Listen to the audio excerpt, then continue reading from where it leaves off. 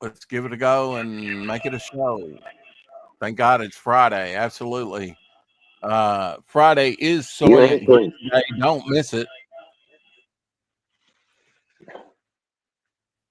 Soylent Green Day. Woohoo! Yeah, Soylent Green. Oh, it's Mark Largent. Hi, guys. As if he hadn't been sitting back here for over 10 minutes. He magically just Yeah. appeared. Hey, Mark. Yeah. Hi, people who I haven't teleported been it. talking to for 10 minutes. Yeah. LZ in the house. Yeah. Yo, Els. What a surprise seeing Mark. you guys here. Yeah, Mark just Batman with the teleported in out of Beatles nowhere. cover. Batman with the Beatles cover by Neal Adams was the thumbnail today. Pretty cool. Nah, I knew it was Yeah, Neil that's Adams. I wasn't sure what Going through Chrome is now. See, I cut back to, and the screen got smaller for me. This is so frustrating, and I'm trying not to make it frustrating for me. It's what it is that in Chrome, my computer will no longer support. It's going to the mobile app, so it reformats everything, Mark, and it's like larger, and I can't even. So I went through. We set up Firefox, but now it doesn't want to play nice, or AT&T, my server doesn't want to play nice and even get me on X, which I'm taking my material from, and so we've got to work out the bugs on it, Oh, so yeah, dude. if Have you it's tried off for getting me, that's fine. At least I can see chat, I did work on last night, have a stream, and worked on a couple new sketch cards. So I'm back doing the sketch cards. That's good. This was sort of what I'm calling the original bog design, on pretty close to. And I did that one, and I did 2-ton. Oh, yeah, I like 2-ton. Yeah, I don't know if it's, you had to tell me if it's in focus or not. It doesn't look like it's in focus. You back up just a little. Right there you go. Yeah, you got it. There's a little blue there. He's mostly a white character, so just with little blue highlights for shading, But got him done. Got the original bog design, and this is number 8 in the series of bogs. So whoever gets that one is real special. Of course, they're all, special ed.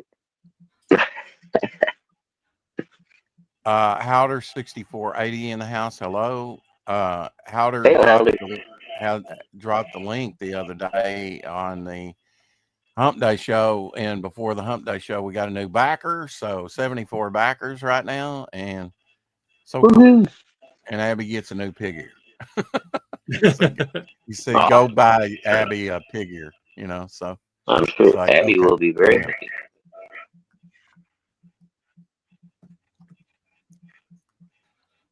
Let's see. Got a number of things here. Is I take it a recent Conan cover. Pretty dope. Hopefully you can see that well. There's your lizard representation for today, Lorenzo.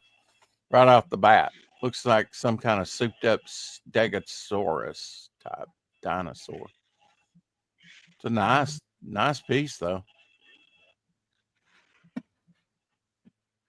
Comments, questions? Nobody? Really? Okay. Leave me out to hang. It's a nice piece.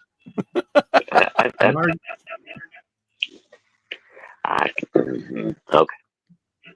Couldn't see it? What?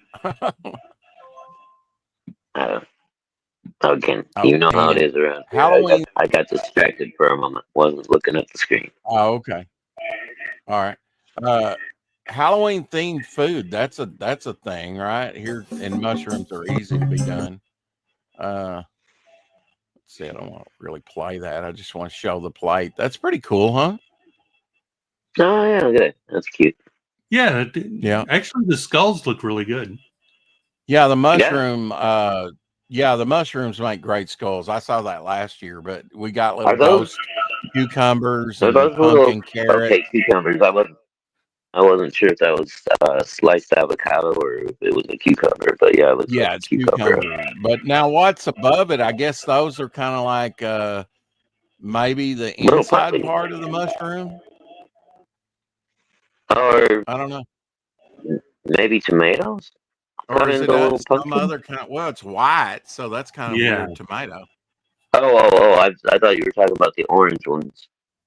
No, those are Yeah, no, that's carrots. Those are pumpkins. Yeah, those are carrots. Yeah, that makes No, the sense. yeah, that's skulls probably are the like cucumber. Well, we got a whole debate on this. Sorry, right. it doesn't matter. Oh, what I do? I backed out on X. Okay, Oh, we'll Uh-oh. get there, folks. all right, all right. That's all right. The show is just gone X-rated. Don't mind. Oh, and we got. Oh yeah, I wasn't going to show this because I was going to put it on a thumbnail. But I guess I can do both. Why not? Just show it real quick. Mark, Yeah, sure. right now, sure. Yeah, there we go. Well, got a couple of things that Mark did. Yeah. Yes. Yeah, we got a chair stream, which meant that we could have fun with Rex's setup. Nice, Mark. I don't know how you managed that, but that's awesome. It did, but it's got some difficulties, how dear. Thanks for dropping the link, by the way. Yeah, that's cool, Mark. I like what you did with that, and he also did a homeless guy as well. Yeah, now, who is this, Mark? Is that new chick that everybody's going crazy about? No. It's just some AI chick. I just basically said, put a supermodel in this chair. And gotcha. Okay. Everybody's been talking about that one blonde lately. It's been in all the new movies. I don't even know. Sorry, guys. This is the best I can do right now. Something Sweeney or something like that. Yeah, something Sweeney. So, I don't know. I can't think of it right now. It's another. Yeah, I didn't recognize the girl. Sydney's? Is it Sydney? Something like that? Yeah, that's not right. I mean, she's kind of cute. I don't think she's like a knockout. She ain't no Lonnie Anderson. Yeah, here's the other guy from Rex's stream while he was out. You should really not keep the door open. Just keeping the chair warm for him. That's all. Yeah. It's always nice to have a heated seat. Yeah, Rex, I put the hobo up. Yeah, I actually saved these images. This is Rex before his hair was white. You leave the door open, you never know who's going to come in and be on your live stream. Oh shit, Mark! You gotta do a whole family of raccoons You have up to there. take those down, Mark. Yep.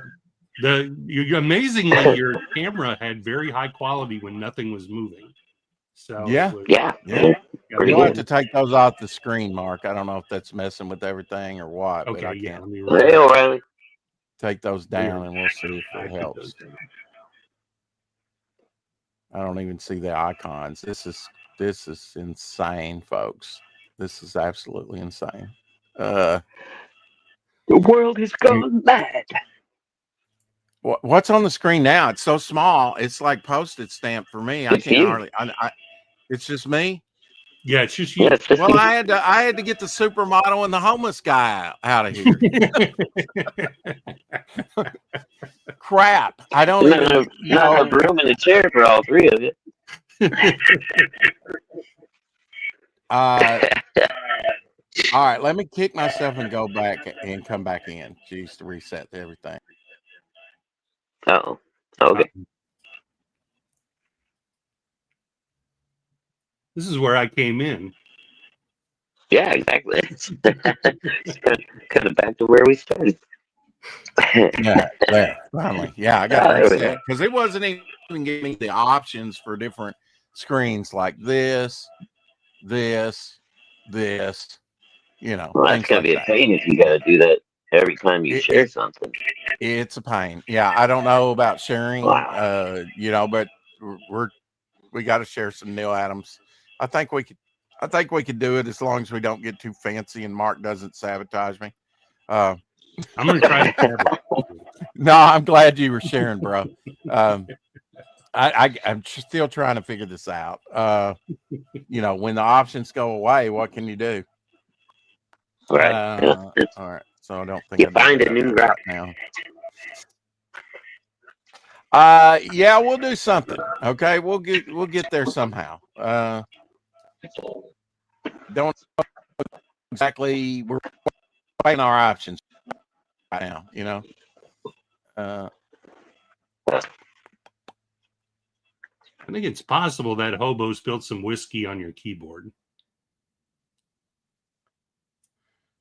Yeah, I mean that's always an option. You might want to check that chair Next, for fleas.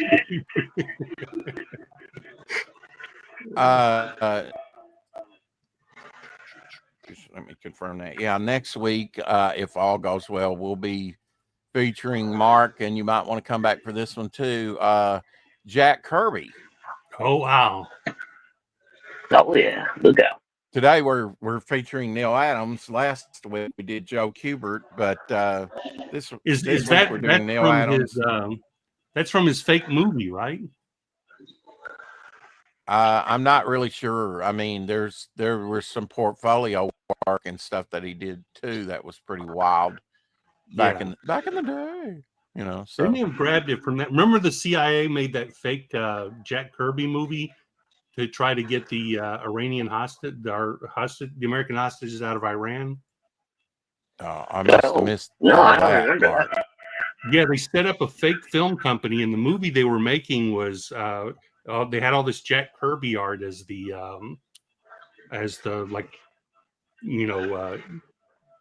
production art or whatever for what it was going to look like. They made a movie out of it with Ben Affleck. Okay, I must have missed that. Yeah, I'd like to know the title of that. I'd like to watch it. Absolutely. These are some pinups that Kirby did back in the day. Yeah, the fake film was going to be called Argo, and then there's Argo. Okay. Yeah, and then there's a 2012 I don't think I ever watched Argo. Called Argo that dramatizes it. Okay. But yeah, I think they had like his illustrations he did for like a theme park or something, because I think they commissioned him to do like a theme park that never got off the ground. It's a wild story. How dear, I will do another stream or something. We'll get you in there and we'll troubleshoot along with Omer. We'll get it fixed. I don't have time to discuss it right now. You're asking me. Anyway, we got Riley in the house. It's good to see you. Yeah, this is another Kirby piece here. I always just laugh at like the Hulk's foot there. And why is he all of a sudden he's got 4 toes? He was kind of inconsistent with that. I think Kirby was the original AI where you had 6 fingers, 4 toes, different things like that. He just seemed to refuse to want to draw Spider-Man's mask to look like Spider-Man's mask. Yeah, I mean the Spider-Man webbing is definitely different than it didn't like come together in the middle like Ditko did it. I think and radiate out. It was more like right. Just he was like, I'm drawing too many books to bother with that. It's almost like he's getting lazy. I'm not going that far.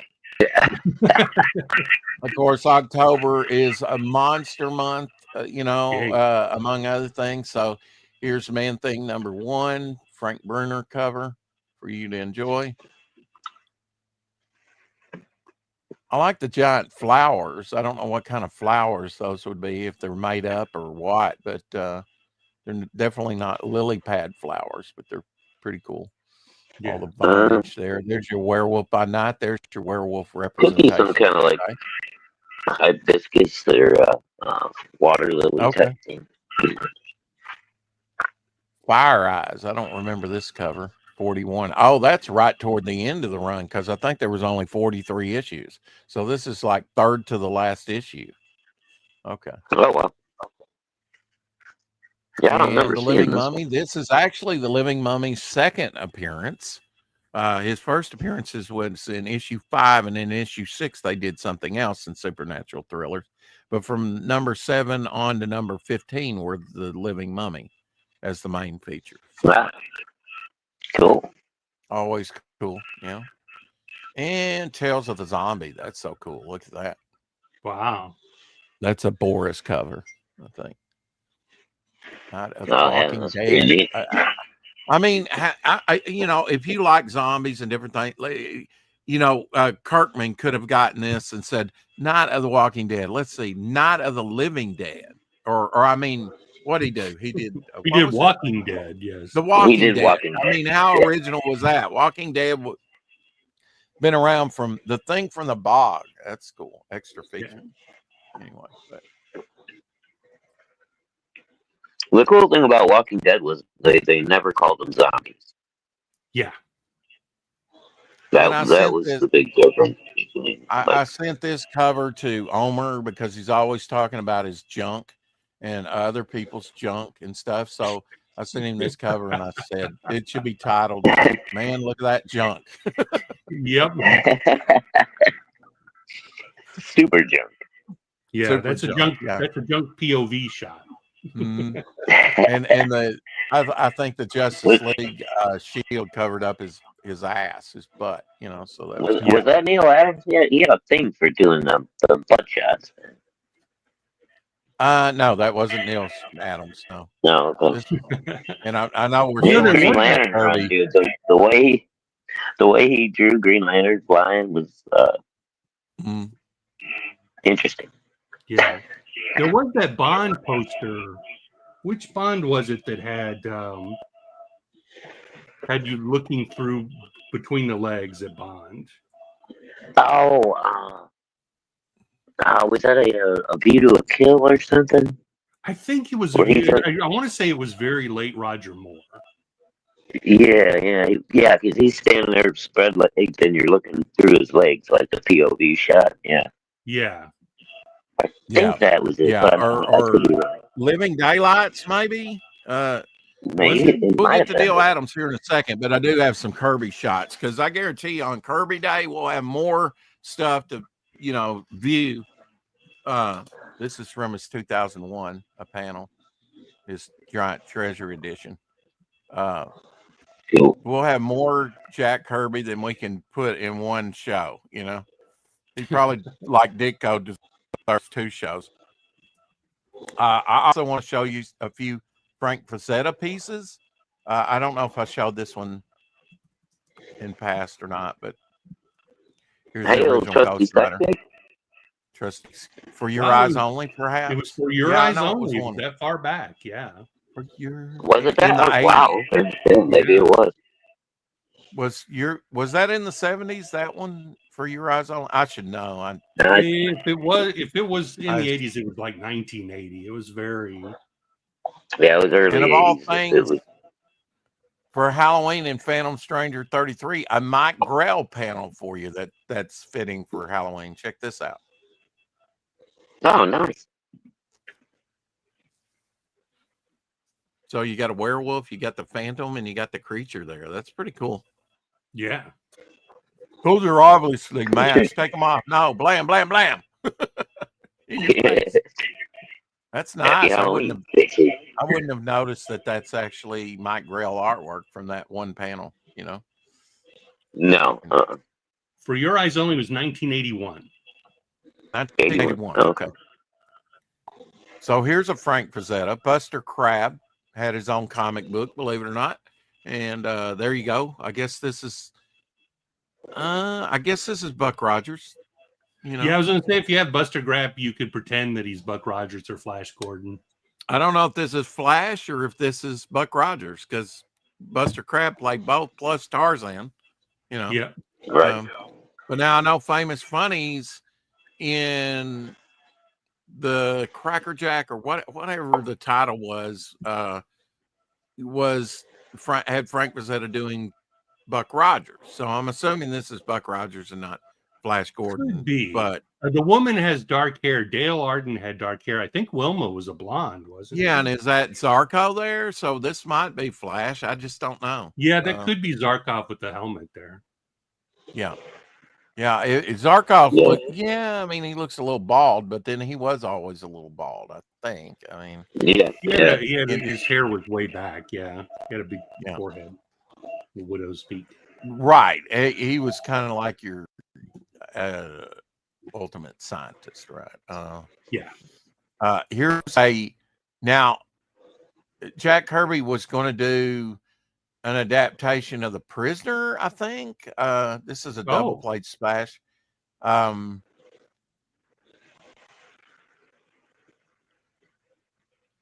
don't know how much he did on the project, but check out the Prisoner double plate splash there. Prisoner ran for 17 episodes. I remember seeing that when I was younger, maybe on PBS. Yeah, I did watch it much later on, but there was a DC did a Prisoner comic in ABC comic or ABC in the late 80s. I remember. Oh, really? I picked it up. I think it was 6 issues. It was like set 20 years afterwards. She changed her icon from the candle to the face again. Cool. Oh, boy, Gary, good to see you there. She's very photogenic. She takes a good picture. Yeah, she's cute.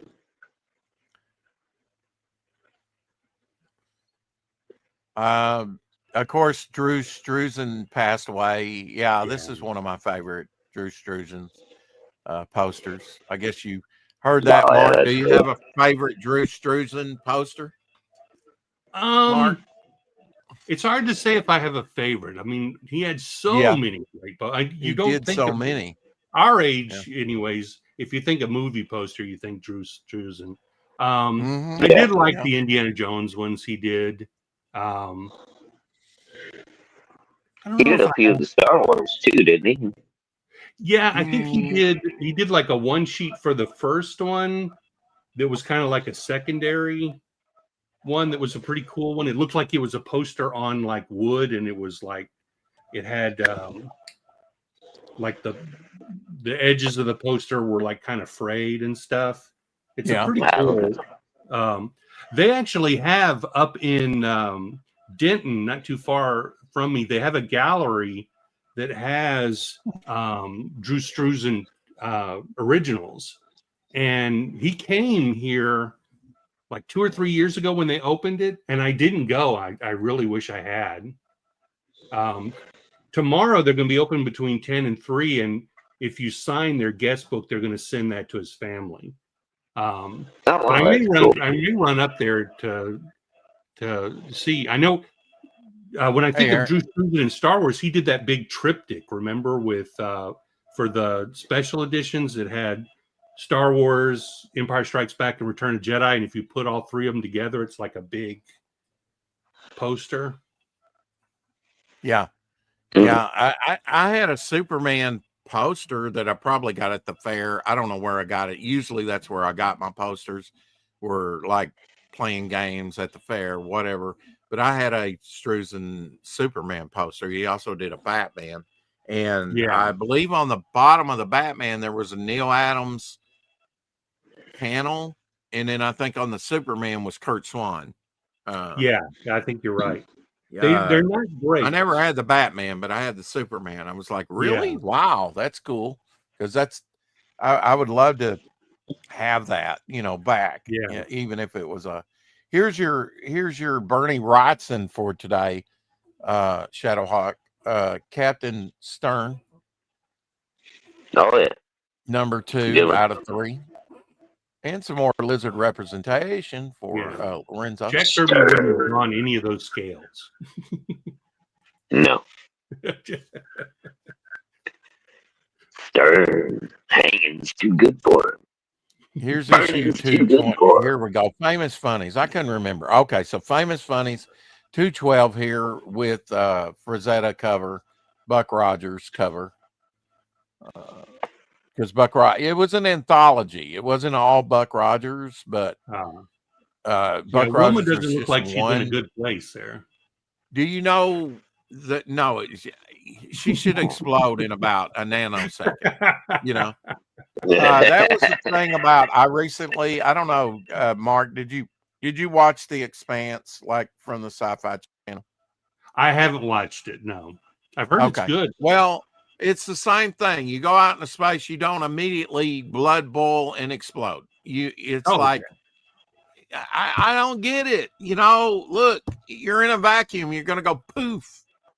Well, but see, that's not dramatic. So you got to have Princess Leia freezing in space, wouldn't you? Yeah, I mean, you're gonna you're gonna implode, really, but it's gonna look like an explosion. You're gonna liquefy like those people trying to reach the Titanic. You know, it's like the whole thing it looked like probably an explosion, but it all just like an outland. A sudden differentiation of pressure will do horrible things to living creatures. Well, let's face it. When it comes to space, it's like now this is the best theory because I mean 2001, you got classical music because there's no in space. No one can hear you scream. Alien reference, right? You can't. I can't go hello, and you hear me. But now. Okay, maybe it's the headsets, maybe it's the sound, the Star Wars, and all that. Yeah. You're hearing it from the cockpit. That's like comic book logic. But I mean, you got to justify the sound somehow, right? It's right. But otherwise it would be very. Yeah, there's not a medium for sound in space. There's no do, or you'd have to do it with all music and it just wouldn't be as dramatic. Yeah, I get it. But I've had this argument with people before. There's some people who think that Star Wars is science fiction, but it's not. It's space fantasy. Right. Yeah. There you go, Lorenzo. I got you some earrings. Oh my. Nike earrings. Yeah. I didn't really. Oh, while we're on the subject of people that passed recently, did you guys hear that Tom Selleck passed away today? Tom Selleck? Really? Ace Frehley was yesterday. Tom Selleck died today. Tom Selleck died? I did not know. Yeah, Magnum is gone. Magnum PI is gone. Wow. Yeah, that's amazing. I put out on Twitter. I was like, "This has been a shitty week, man. First case, and now Magnum." 80 years old. 80 years old? Was that confirmed? Yeah, I got in trouble with Clint Eastwood, so make sure. I'm not sure. I just saw something on Twitter right before the show started, and a bunch of people were saying, rest in peace, Tom Selleck, blah, blah, blah. He passed away this morning, apparently. I don't know if it's confirmed. Google News does not have anything. I have not heard any of that. Okay, well, maybe it's just some random troll then that was trying to, get a reaction. Well, they got me with Clint Eastwood passing away, so. Yeah. You got me on that one. I really believe that. They used to do Abe Vigoda every couple of years, and everybody believed it just because Abe Vigoda looked like he was like 1,000 years old already. He looked like he was petrified. Yeah. Early on the internet, there was actually a page called "Is Abe Vigoda Alive?" and you'd go there and click a button, and it would tell you if he was alive or not. I don't remember. Yeah, it took me a while to get into the internet. I think Clint Eastwood needs one of those too. Yeah. Hail, Raul. How old is Clint Eastwood? He's in his 90s, right? Oh God, he just had a birthday not long ago. He's got to be like 89 or 90 something. I think he's in his. He's Mark, 95. why do you ask questions that are above my pay grade? That's not above. You just thought he was dead. You should have looked up his age when you thought he was Clint dead. Eastwood? Yeah. 95. I don't know why people want to know that. I'm going to start a rumor. Mark Largent is dead, and yet he's here on the panel with us. Come on now. It's stupid. There you go. And the puppet comes out. Now, Mark, tell us what you got going on Monday, because I do want to join you on panel when we do this.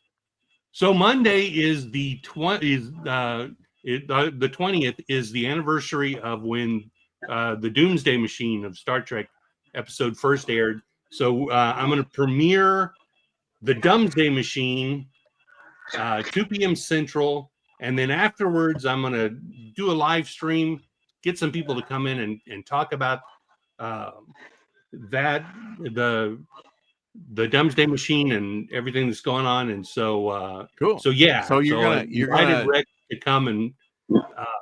But that's after we show it, and then we kind of talk about it and stuff, right? That's right. So it's going to premiere at like 2:00, and then like at 2:20 or 2:30 or something. Whenever it's over, I'll start up the live stream. And I may have to bone up and watch the original Star Trek episode just to kind of have it fresh in my mind.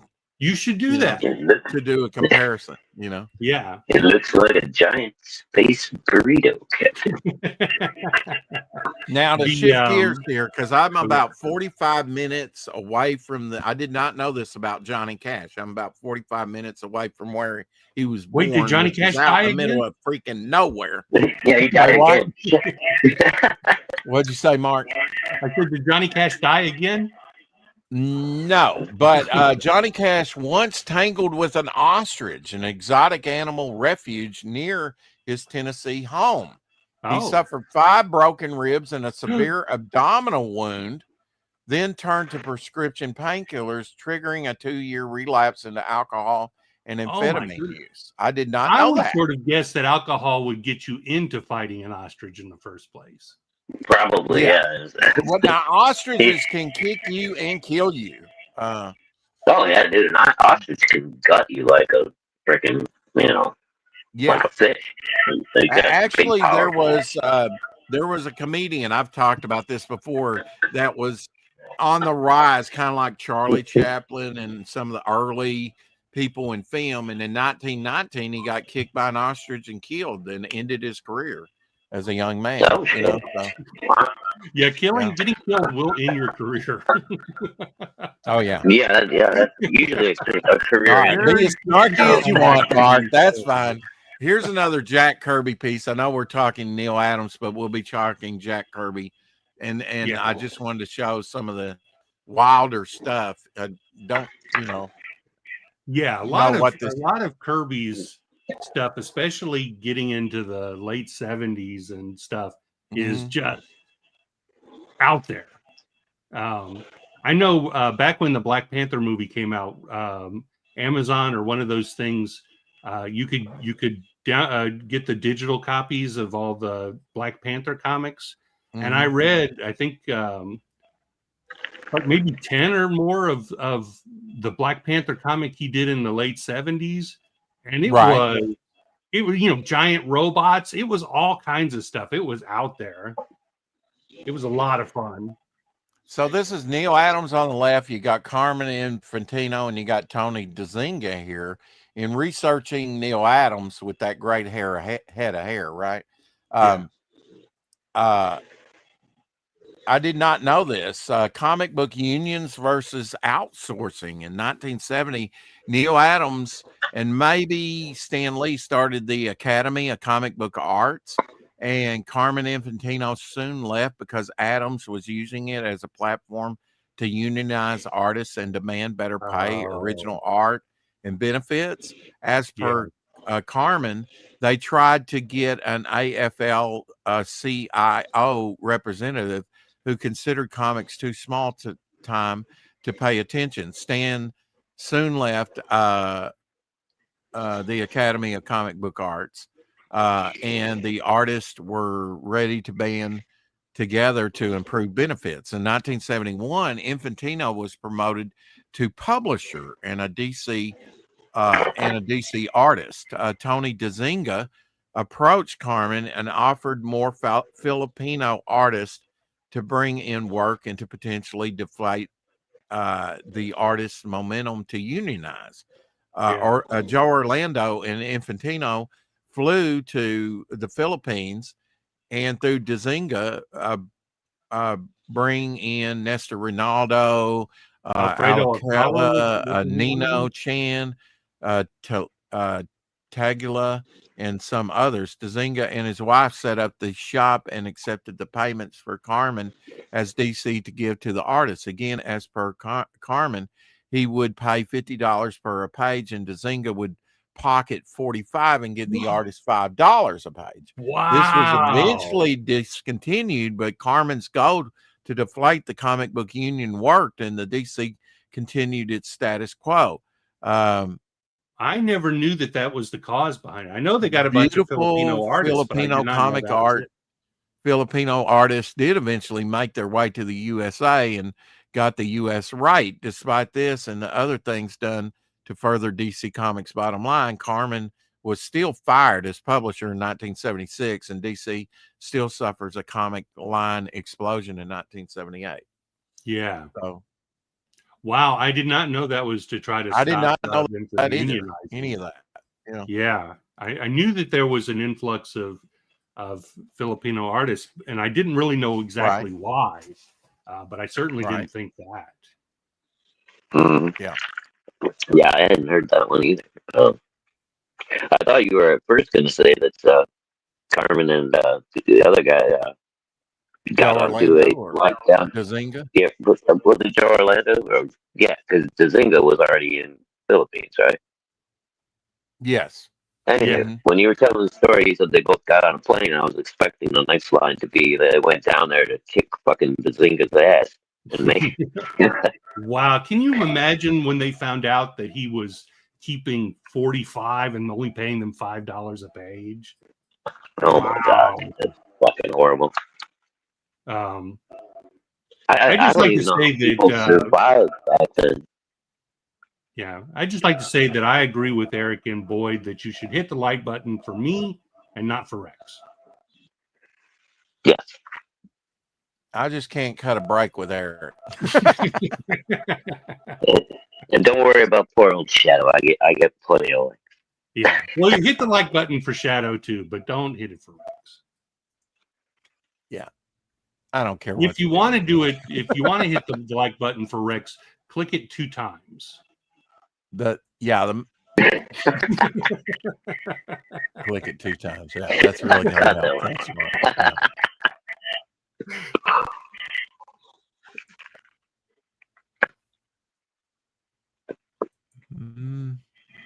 Ooh, House of Secrets. Well, that There's old school stuff. Yeah. And I'll show you this one, but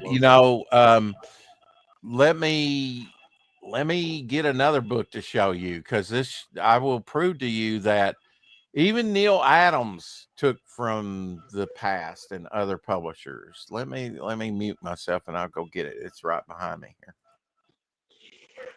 Alrighty.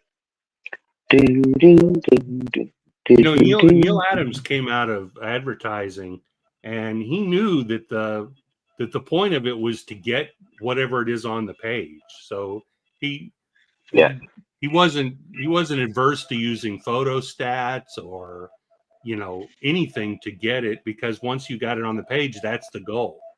And he thought people who thought it was cheating, he said, that's ridiculous. The job is to get this thing on the page. However you get it on the page, that's right. That's you've got deadlines to meet, and it's a whole.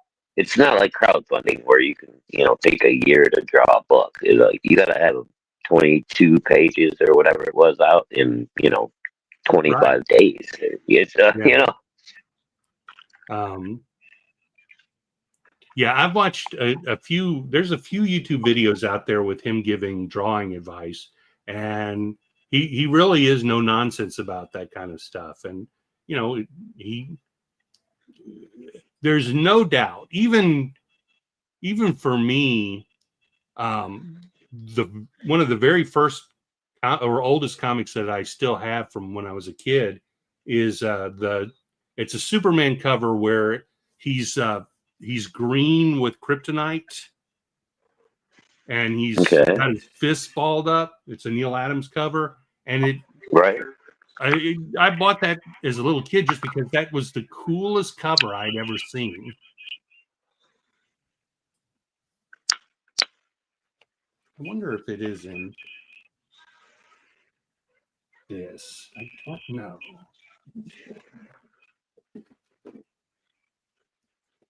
All right, I'm coming back to silence. Anyway, my fault. That took longer than what I thought. Mark was looking for something. I was applying some pain cream to my knee. So you got a good look at Witching Hour right there. It's kind of a gray tone cover, right? Which is all, so that tells me, well, I don't know. I mean, there are a lot of Neal Adams type stuff like that. And if you don't know, like on this spider here, he's got like a skull and the guy's freaking out for the face. Some of those were like pencils that were shot with with a gray tone, or like a grease pencil too, because some of it looks like grease pencil to me, where it's kind of broken and choppy. Yeah, you can do that too. But now check this out. You could basically put a screen over it and shoot it, and you'd get dots. And this is issue 45 of Black Cat. And I'm sorry for the sticker. This is just what it came in and whatever, but looks very similar. And then, in fact, that's why I bought that one, because it's so colorful. And it did remind me of sort of Neal Adams realism. Yeah. The only big glaring thing is it's missing the corner there. But I mean, what a great cover, huh? Yeah, that's cool. Mark's not even looking. What the hell? I am. I'm showing him gold, and he's not even looking. I saw it. I was looking at. Literally gold. Yeah. Still trying to find. I don't know if it's in here, but I'm trying to see. I've actually got a DVD unboxing here, so. Oh. Well, see what I got here, right? How long will it take you to get into the DVD, because they are well protected? Yeah. I'm going to give it about 5 minutes. No, I already got it out. Thank you very much. Have you got the plastic off? That's the hard part. Yeah. Well, it comes in a little plastic thing. I don't know why this looks different than, and maybe it says on the back, probably from China. I'll never get that, because it's just, so I'll take there we go. You buy a bootleg disc? Maybe bootleg. I don't know. I think he did. It was used anyway. This is supposed to be the legend. It's supposed to be the director's cut. Yeah, inside the director's cut. So I don't know.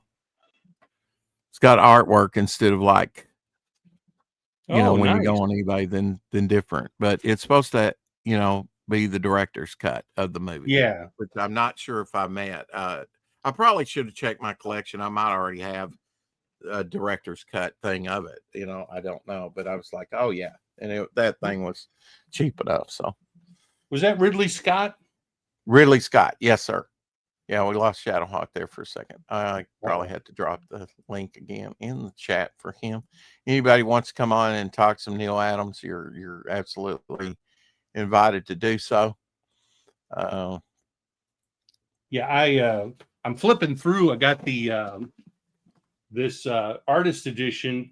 It's the Neal Adams DC Classics. It's got a lot of the Batman art and Green Arrow. It's got some of the Superman. I was looking for the Superman cover. Yeah. Man, look how thick that thing is. My goodness. It's ridiculous. That is a big book. I love Neal Adams' Dead Man. I've got a special box set of all of those. I think those were incredible. Yeah, the layouts. I loved his Avengers stuff. Yeah. No, of course, none of his Marvel work is in here. But so many of his pages have been reprinted so many times that, they really is one of his Green Lantern, Green Arrow iconic covers. He only did about 11 or 12 issues. Yeah, there weren't a lot of them.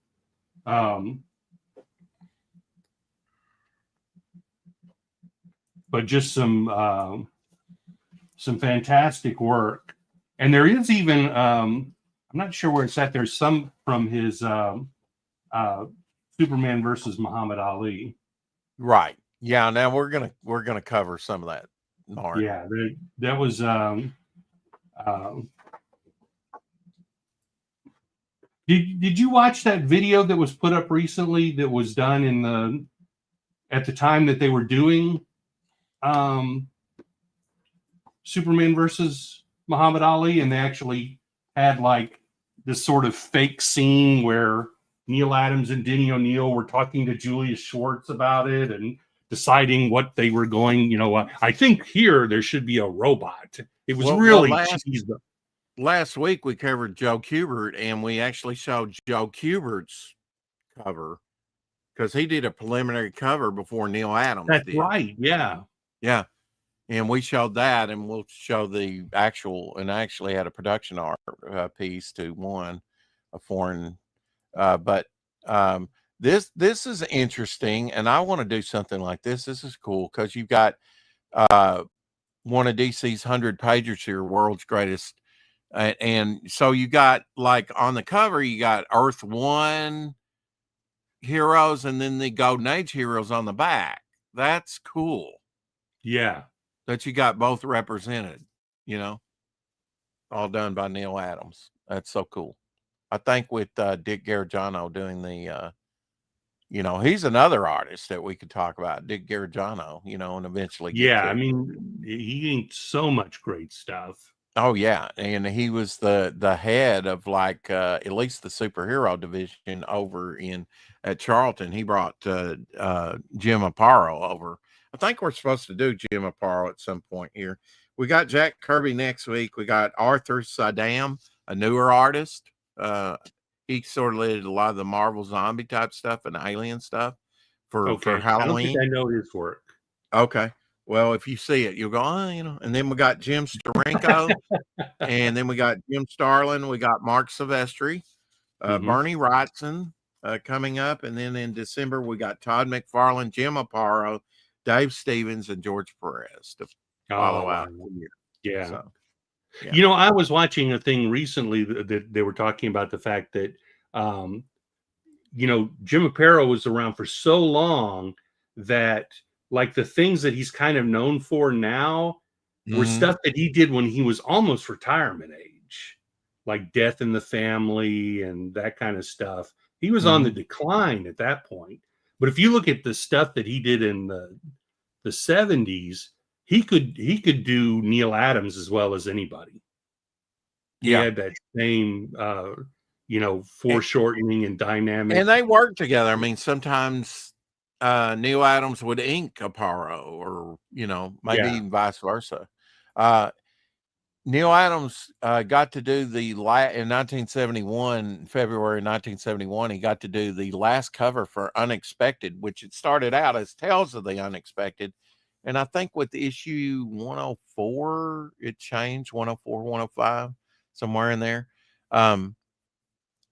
But he got to do the last Unexpected cover for 124, and here it is.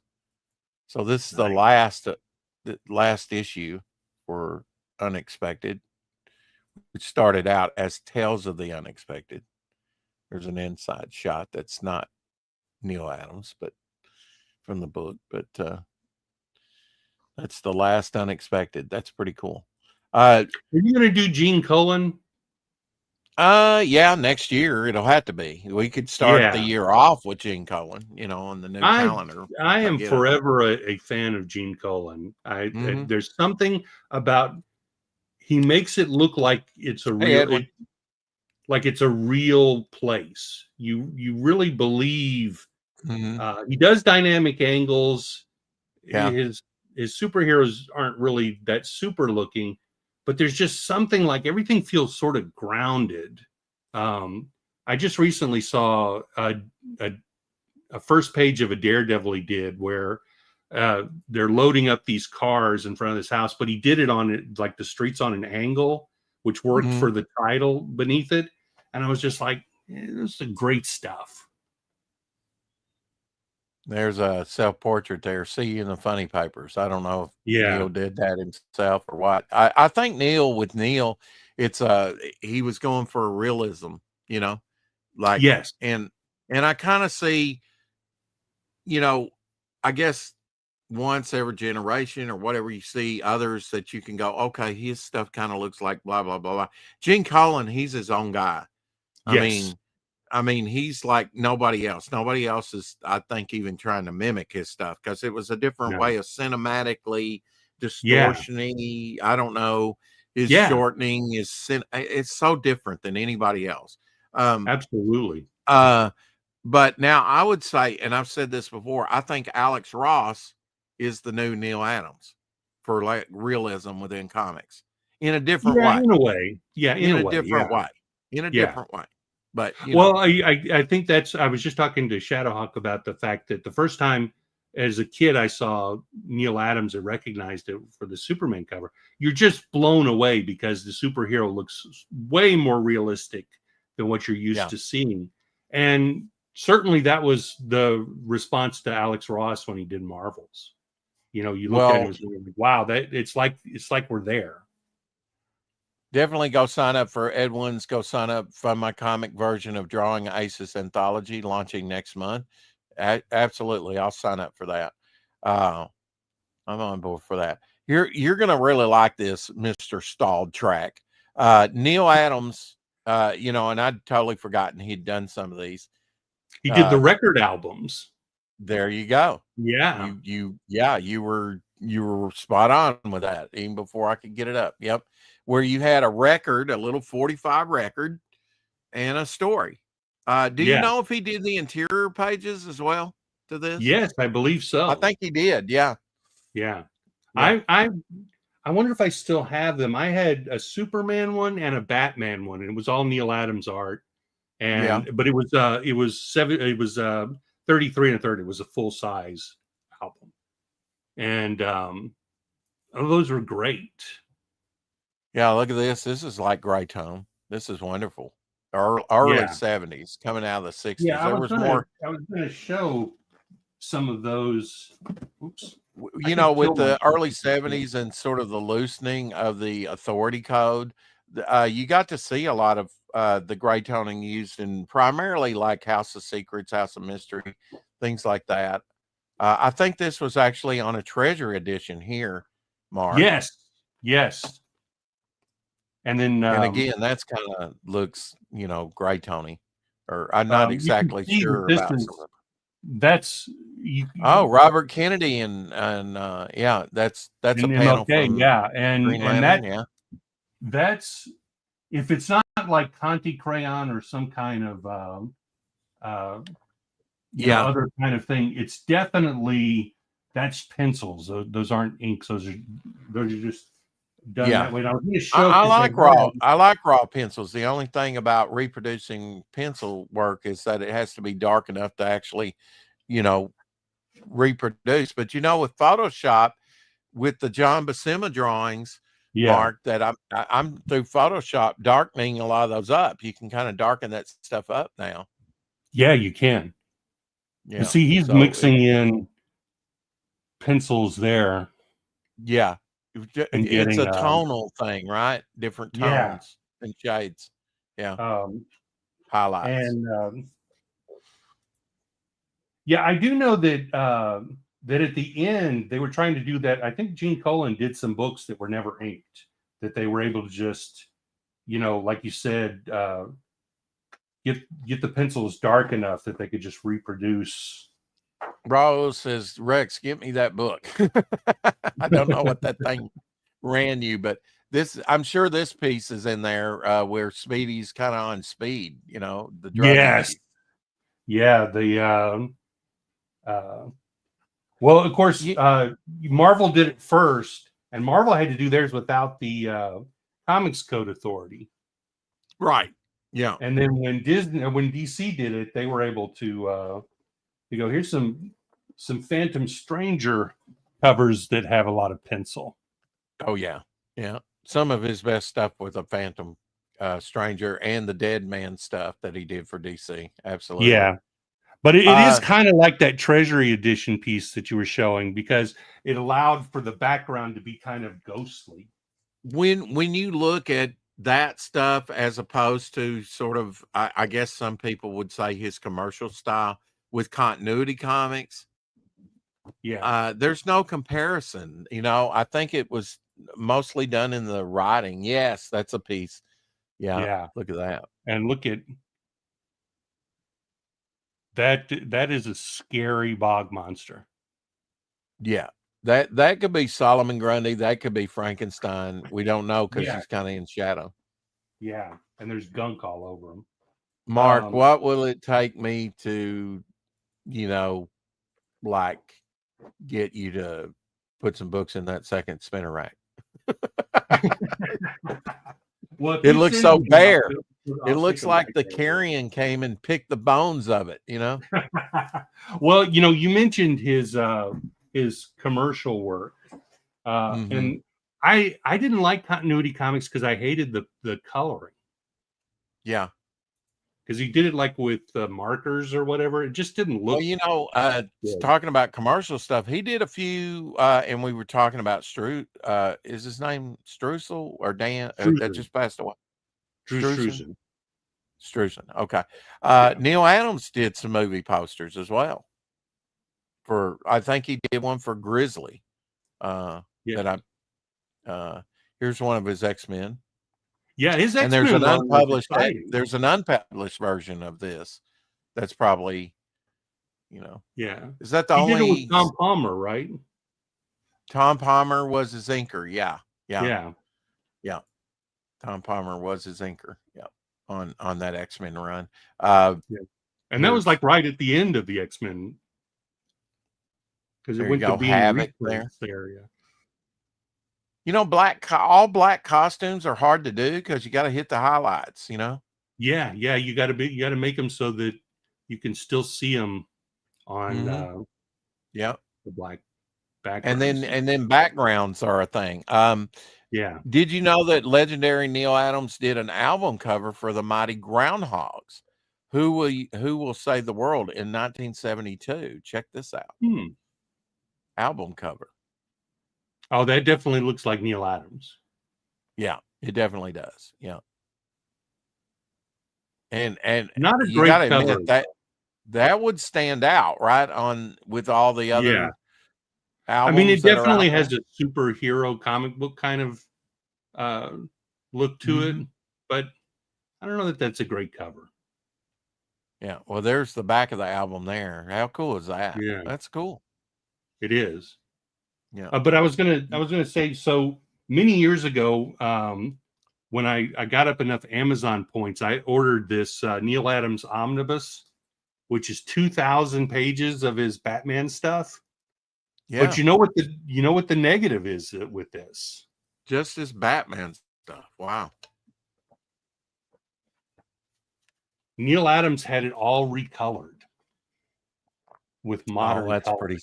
Yeah, they often do that when reprinting stuff. I guess that's what you could look at that two ways. A double-edged sword, Mark, is it kind of ruined it, but at the same time, it makes the floppy originals even more precious. Yeah, and look, when they print these reprints, they usually have garish colors. They don't. Since they're not on newsprint anymore. They're printed on white. They look really bad. So I understand that aspect, but it is weird going through and seeing it with this, kind of modeled color. I don't hate it, but I kind of wish that it had not been done. But I mean, it's a fantastic thing, and I had an opportunity at one of the local conventions to get Neal Adams to sign it, and at the last minute, I decided this was too heavy. I didn't want to carry it around with me. And I said I'll get him next year, and of course, he passed away. Tis. Mark.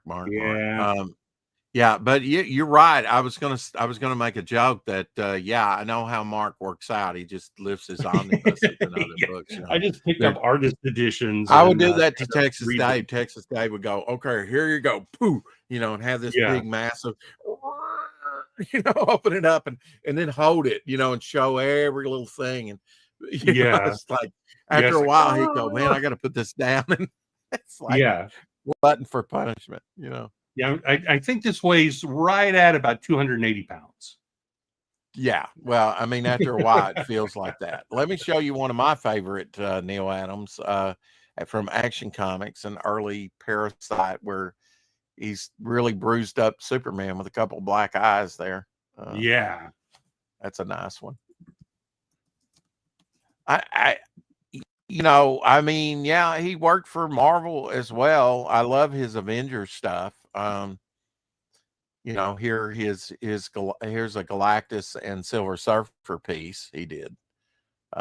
Probably later in his career from the look of it. Yeah, that does look. Later on, he started to get. I don't know how you would describe it. He started doing like a lot of little like hatch marks and stuff. Mm-hmm. Um, Mm-hmm. So my favorite Neal Adams cover, and one of the first comics that I ever bought, and I still have it. It's almost shredded. Look up Superman number 317. Superman 317. Okay, I can do that. Hopefully. I forget what this was used for. I think It looks like a wraparound cover, maybe for it is wraparound, yeah. And it probably seems like for there's something. a trade of his Well, X-Men.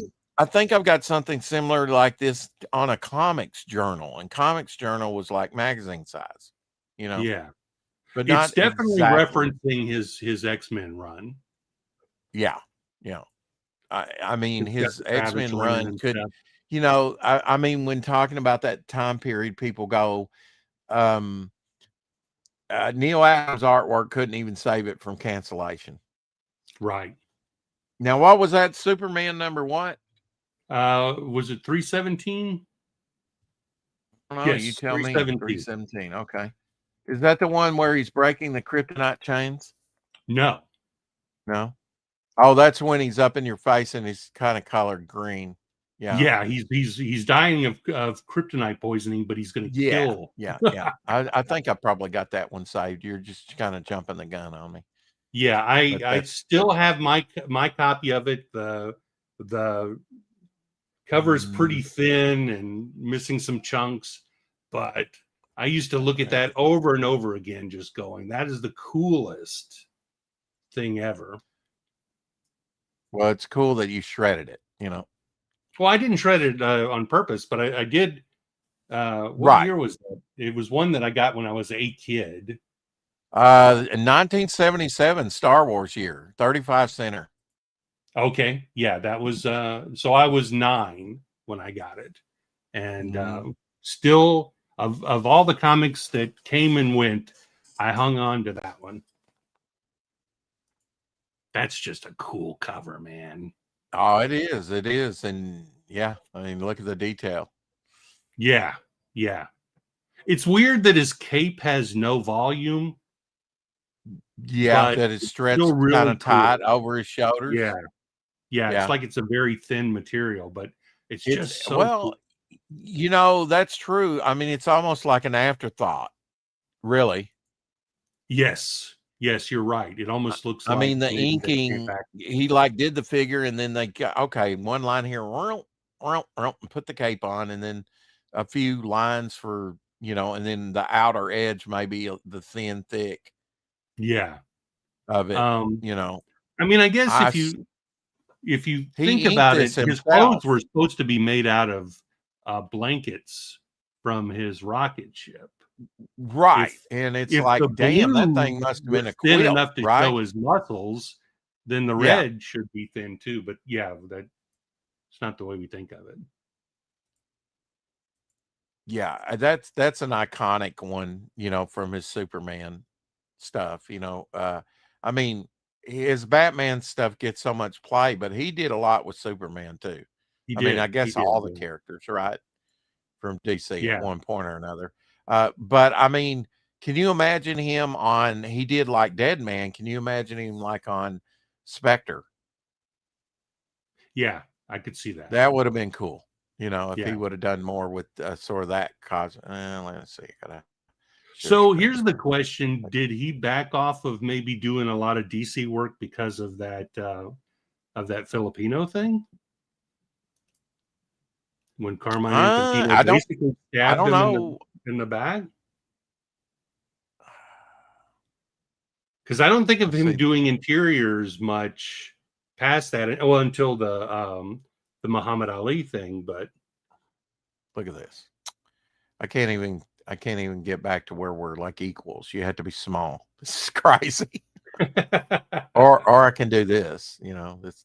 yeah, and yet it's still Yeah. kind of small. I'm Yeah. just trying to show, and this is messed up. I tell you what. But yeah, he had a good run. This is one that I actually have and bought when it came out on the stands. Yeah, that's Batman a nice looking cover. Yeah, Yeah. Two-Face. Mm-hmm. And but I mean, some of his like the Kree Scroll War, issues. Mm-hmm. Just man, some of the layouts in that are just so great. Look at that. Yeah. Where Ant-Man goes into the Vision's body to save him. Yeah, look at the reflections in his Now, not eye. all that. Some of that Yeah. Salva similar right there, but yeah, man, the Kree Scroll War. Look at that.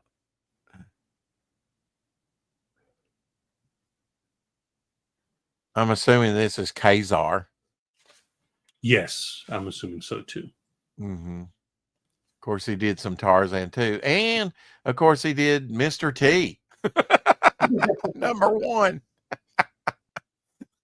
Well, don't forget Skate Man. T-Man and the T-Force. That was through Now Comics. I might have even bought that issue when it came out.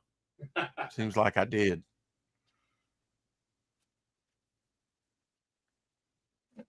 Yeah, he did some great Batman covers. Yeah, I mean the Grim Reaper going over the logo just a little bit, and Batman behind the logo just kind of gives it depth, Yeah, And of course, and the Batman Bullet artwork up there is Neal Adams. Yes. Yeah. Yeah, because I think that actual illustration, he doesn't have his utility belt on, so they had to add it to it. Oh, on this one? On the Bullet. Oh, on the DC Bullet artwork. Yeah, because I think that was from, that may have been from the Joker issue. Do you think that was a mistake? No. In the story, it made sense, but when they wanted to use it for promotional art, it had to be. So they actually took it from a panel. Yeah. Okay. I might can find that. Yeah, Carmen Infantino did the first Dead Man story out of, was it Strange Adventures? Yeah, Strange Adventures. Yeah. Yes, Dead Man starring in Strange Adventures. Yeah. And was it Bob Haney who wrote those? He did a bunch of the Superman pals, Jimmy Olsen, as well. Yeah, I think that was the first DC art they were giving him, was the covers for Jimmy Olsen. He also did Jerry Lewis covers and That's artwork. true. Yes. Yeah. Yeah. And remember, he tried to get a start in Marvel and DC. They both turned him down initially, and I think his earliest work was at Archie. Well, Jim Steranko's first artwork was at Harvey. Yeah. Is that a good size for you on the screen there? I can't tell, Mark, because this thing is small as a postage stamp. It's okay. It's okay. Okay. Yeah, I can see. Maybe if I kick myself out just for a second and then come back.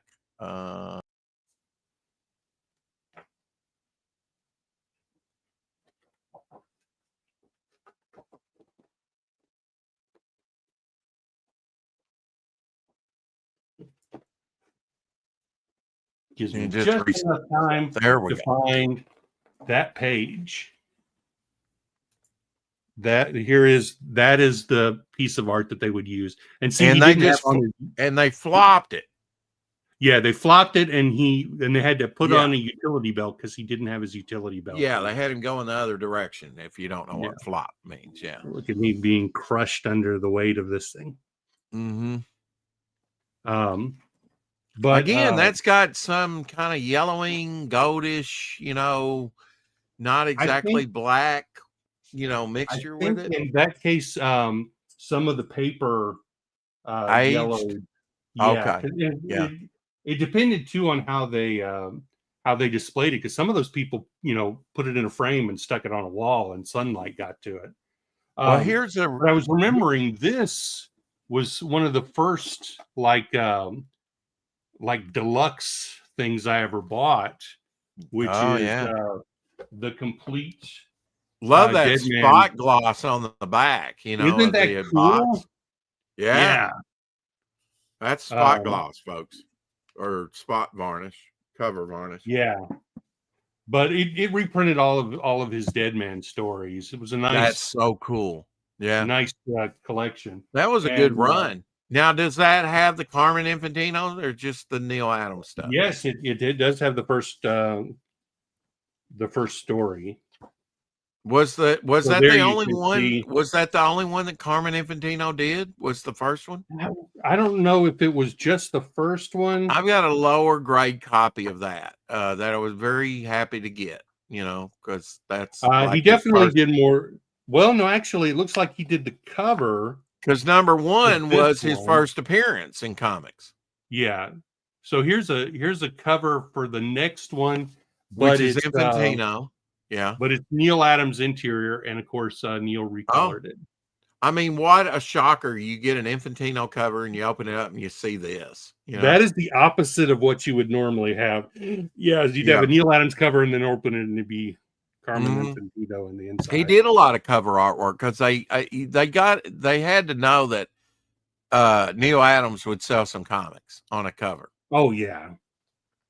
What a dynamic costume Dead Man had, that collar or whatever. And because he was always too, he was coming out of somebody, so he'd be real small and he was getting bigger, and then that collar would shoot out. Yeah, Dead Man inhabited, one Garcia Lopez cover was a DC Comics Presents where he inhabited Superman, but Superman was like on a rampage. And destroying the city. Yeah. And I don't know. They didn't mix good, or that was part of the story. I don't know. But, he's like a phantom, almost like the professor was with Firestorm, where you could see his other persona there going, oh, no, what have I done? Superman's destroying the city. Rick's got someone coming out to fix shower. I want to show this. There's the art for Ra's al Ghul in the background. Yeah, the layer. Just because it was separate. Yeah. Look at how dynamic that is. Now, there's a curiosity here about this. By this point, Neal Adams was giving Ra's al Ghul. Well, no, actually, I don't think they're there. One of the things that people never get right is Ra's al Ghul does not have eyebrows. Oh. Okay. When Neal Adams drew him, he wanted to make them look different. So I did not know that. Okay. So other artists probably gave him eyebrows, right? Yeah, they started giving him eyebrows, but there's the other part of the art for that Treasury cover. And that 100 pager there, another 100 pager cover as well. Yes. That has the Legion of Superheroes on one side. Oh, yeah. Legion of Superheroes. Hell yeah. There's even Crypto the dog on there with Superboy. You mentioned him doing Spectre. Here's a Batman Spectre Raven the Bold cover that he did that's double size. Wow. Yeah. I mean, Brave and the Bold was kind of like their team up, like Spider-Man's team up book or two Yeah, in Brave one. and the Bold was Batman and a team up, and DC Presents was Superman and a team up. I kind of like the concept, Mark, of a book that features sort of a guest every month. Now you got to have a lot of characters for that, right? Well, you do. After a Yeah. while you run out of characters or teams to team them up with. Right. But I kind of like that because it's hit or miss. It's not a book that you necessarily have to buy every month, just the ones you like with the characters that you most like. Well, and then the smart thing is that if you've got a book that maybe isn't that popular, but people are reading DC, Presents, then you can put Firestorm with Superman, and then encourage the reader to go check out. Yeah, I was saddened when due to the crisis on Infinite Earth that they canceled DC Comics Presents. Now, I wasn't buying it on a regular basis by any means. I do have a lot of those. In fact, some of the oldest books that I had from when I first started collecting after my fire in 97 were a bunch of those issues. And actually there's variants on some of those covers that I wouldn't even know about, but I've got multiples of those type of things when I bought that comic book shop out after my fire. That's the very same year. But yeah, I mean, Showcase was kind of like that. Brave and the Bold was that way for a while. And then Batman kind of took it over, Brave and the Bold, for a long time. Jim Aparo doing so many of issues of that. Yeah. But in the early days, it was kind of like a team up type thing. And yeah. Well, you know what they replaced I never was Brave a big and the Bold with Batman and the Outsiders. One thing that DC Comics Present had was whatever happened to Golden Age Sandman, whatever happened to the Avenger, whatever happened to Crimson Avenger, whatever happened to some kind of character as a backup story. Sometimes I would buy it just for the backup story. Yeah. And I did that same thing with Flash when I think Keith Giffen was doing the Dr. Fate in the back. And then they also had Firestorm for a while. I think George Perez was doing that. And I bought it for the backup feature. I couldn't care less about the Flash, but I did learn a lot. I did enjoy the Infantino, and that was because of Infantino. That was his 80s Flash, not the 60s Flash. And his style had changed by then. It wasn't bad. It was just, he also did Dial H for Hero and Adventure comics. Infantino did. See, there's another artist we got to kind of feature is Carmen Infantino. He was actually on one of the covers that Neal Adams did for Green Lantern. They kind of used his photo in the background as kind of like a dictator. Oh, okay. That's Carmen Infantino. It doesn't even kind of look like him, but it is. This page here with the close up of Green Air, it always kills me because the caption says it kills the very good and the very gentle and the very brave. Well, it was Neal Adams that did the goatee and mustache and the redesign on his hat and everything, and his costume. And that was Neal Adams that redesigned all that. Yes, and that's the Green Arrow I grew up with in the Justice League with the sort of I don't know on his costume. He's got like these little squares that show flesh. Yes. Yeah, it was like bands. Yeah. Yeah. Neal Adams was the one that redesigned all that. Yes. And of course, he famously redesigned Robin's costume in the 90s to where Robin no longer wore short shorts. Mm-hmm. And he designed that R logo that they gave Robin. He was a talented guy, and we talked about a little bit about the union stuff, but he had that sort of Bill of Rights for comics creators that they eventually took on, and without him, Siegel and Schuster would have died poor. Yeah, and I think he was the one who went to bat. He was the one who went to Warner Brothers and said, "Look, do you want to be known as, do you really want your Superman movie to have publicity of the fact that the creators are on Skid Row?" Yeah. And I think that he also had a sense of preservation along with Jack Adler, because there's a story of him, like, he went into a room and this guy's shredding original artwork and Oh stuff. And he yeah, says, "Stop. I'm going to go. I'm going to be back. Don't." And he come back and the guy was still shredding. I imagine I wouldn't want Neal Adams beating up on my head, but yeah, yeah, and I know that he was trying, he could be, you know, there's not every story about Neal Adams is a good story. I've got no, some bad stories about him too, yeah, but this is a cool piece. Rejected and final version of Jon Stewart's comic book debut by Neal Adams in Green Lantern and Green Arrow, because they kind of changed to include Green Arrow in it. And I actually like the first version better than what he published. At least it looks more intense to me in the face and everything. yeah. I remember the one that was published, but Yeah, this is the unpublished right here, as oh, okay. opposed to published on the right. They thought he looked too evil or something. I don't know. I like it better. I think it's I think leaner. so It looks too. more realistic. I mean, I guess there is it is a little, maybe it's a little too much that Green Lantern is down on the ground. Maybe that was Well, what yeah. was. Now I like what was published with that, where you see more body. But now the rejected one, I like the Jon Stewart better. He looks more realistic in the face. Yeah, he's not as He, beefy. He he's looks. not as beefy either. He's leaner. Yeah, Yeah, yeah. I think he yeah, looks fierce in that one. yeah. He looks But fierce. That's what I like but about maybe it. Yeah. was it really just?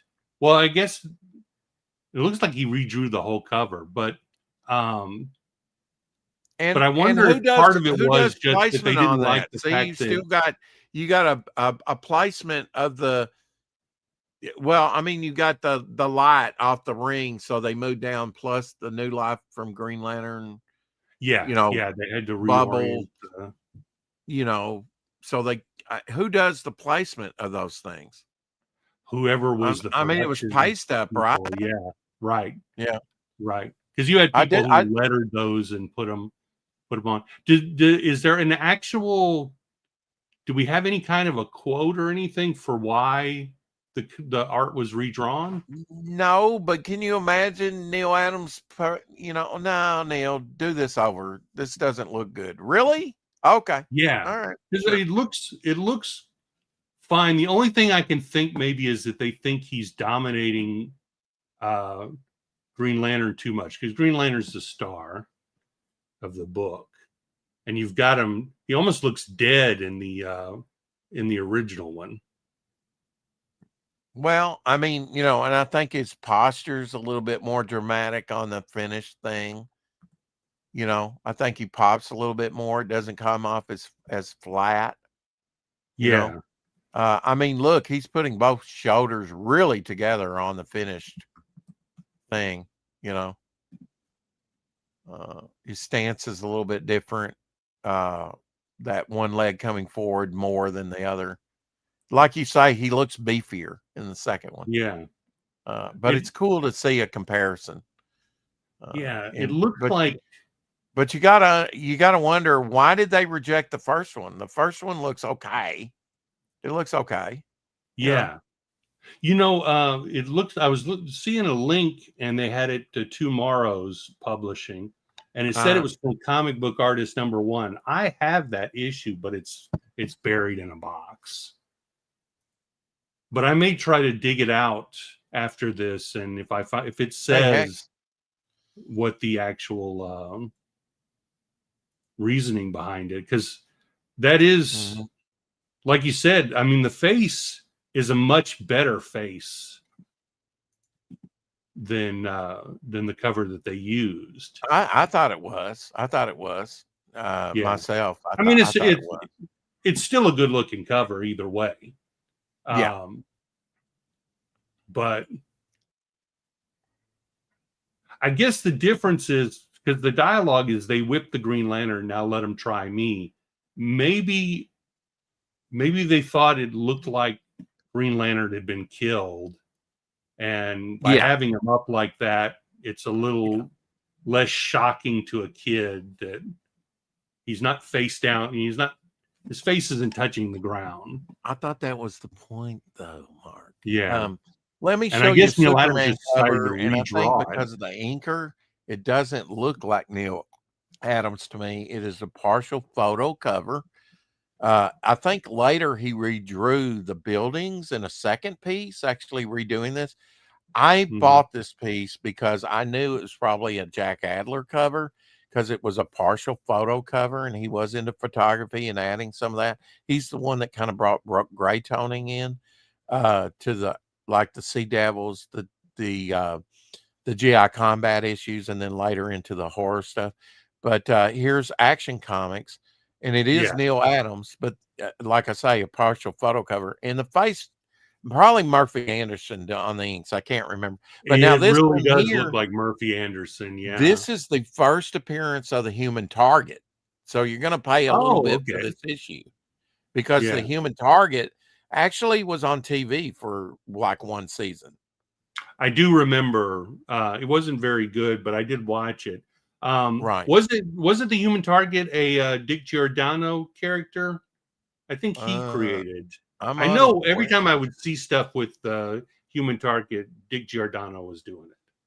Of course, you had DC in the early days reprinting a lot of the Neal Adams stuff, like here. Yeah, these were the reprints that I read. These were the reprints that I read originally. Yeah. If you look at that, I'm sure the coloring's different on these too than the originals. I think the coloring on the inside was normal. I think it was just the covers that had been recolored. But I don't know if I had all those issues, but that was the first time I read those Green Lantern, Green Arrow stories. $2 for an issue was a lot back then. I can tell you. It was on Baxter paper. I do remember that. Yeah, yeah. Here's a 1969 Batman cover.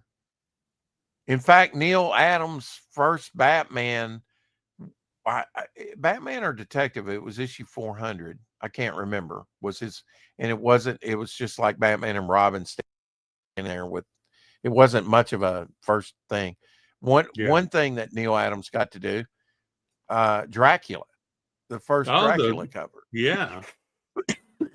Which Gene Colan dominated, for most of the run. Oh yeah. I've never read the Tomb of Dracula. You haven't? Well, I would probably say get the essential, Yeah. That panel you were talking about, used for Treasury Edition. Yep. But see, they added the belt. They had to put the belt back on because it was story-wise, he didn't have his belt. But now, did he have the same yellow and black emblem on his chest in that story? I believe so. Or was that changed too? No, I think it was still the same. Okay. Because, at one time it was just a black bat with none of the yellow. That was the Carmen Infantino changed that. So by the time Neal Adams was there, they had the new look Batman. Right. The new look Batman. They changed that. And they actually, they had him have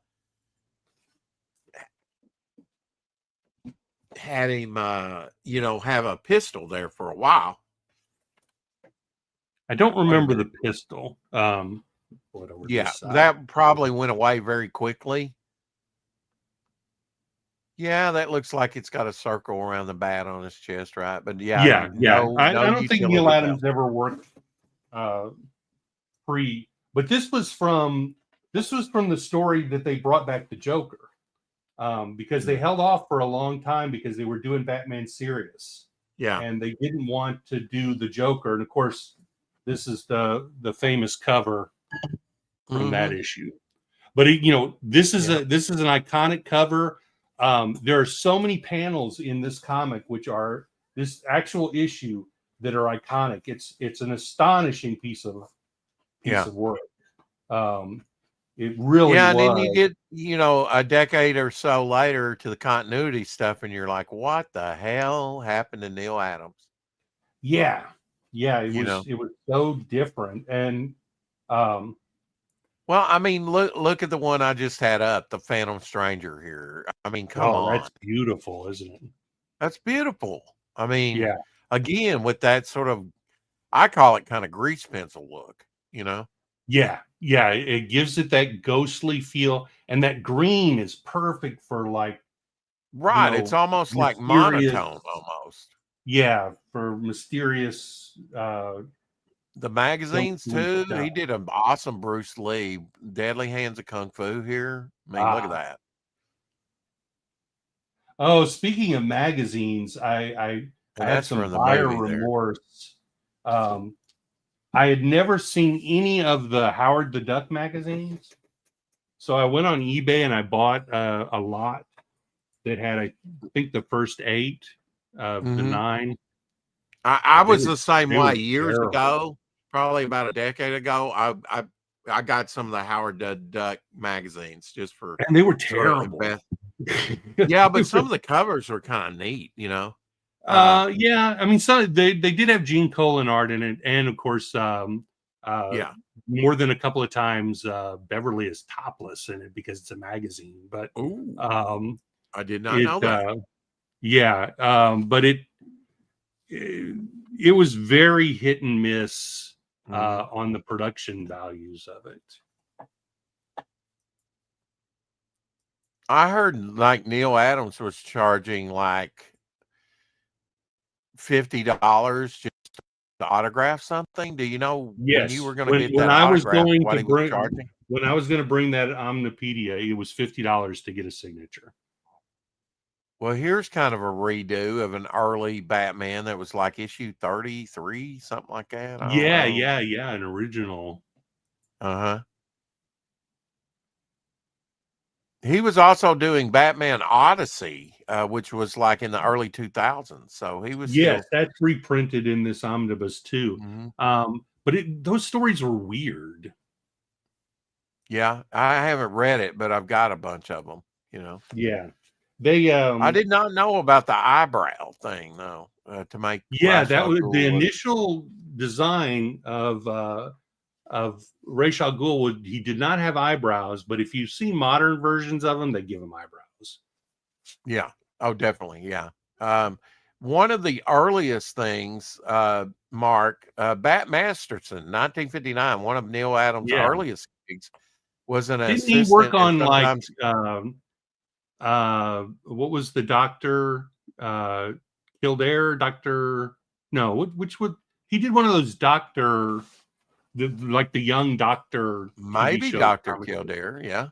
Was it that one? Who was the one who was the guy from Shogun? Oh yeah, that was Dr. Kildare. Yeah. Okay, he just passed away last year. Yeah, Neal Adams did that or earlier this year. Trying to think of the actor's name. Yeah, I'm blanking on it. He was in like the Thornbirds and a bunch of those, I didn't see him in a lot of things, but he was in Gunsmoke too, believe it or not. Yeah, my mom always thought that he was really good looking, and he turned out to be gay. So Richard, was he really? Chamberlain, I didn't know that. Chamberlain, okay, that's it. Richard Chamberlain, yeah. Richard Chamberlain. Yeah, and my mom liked what was his name? Rock Hudson. Some of his early stuff was great Superboy covers. Yes. There's Superman and Batman. Superman as Batman. I gotta assume that when the kids started seeing these covers, that these issues flew off the shelf. Yeah. Because it just is so dramatically different than what you were getting before. Oh, yeah. Yeah.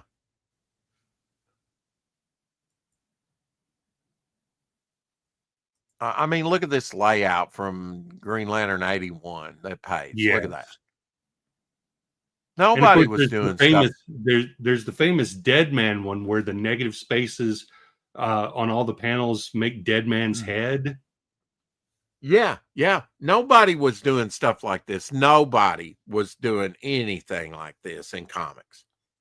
No, he was definitely excited about doing cool things. A lot of the guys who worked in comics, especially the older guys, it was a paycheck. They were good at their job, but they weren't that excited about it. I have an Ethan Van Sciver that takes off this page right here, and actually in the back he's got like a Adams Institute or something to Oh, you know. okay. But I mean, he actually, yeah, Ethan kind of did a Green Lantern page from this one.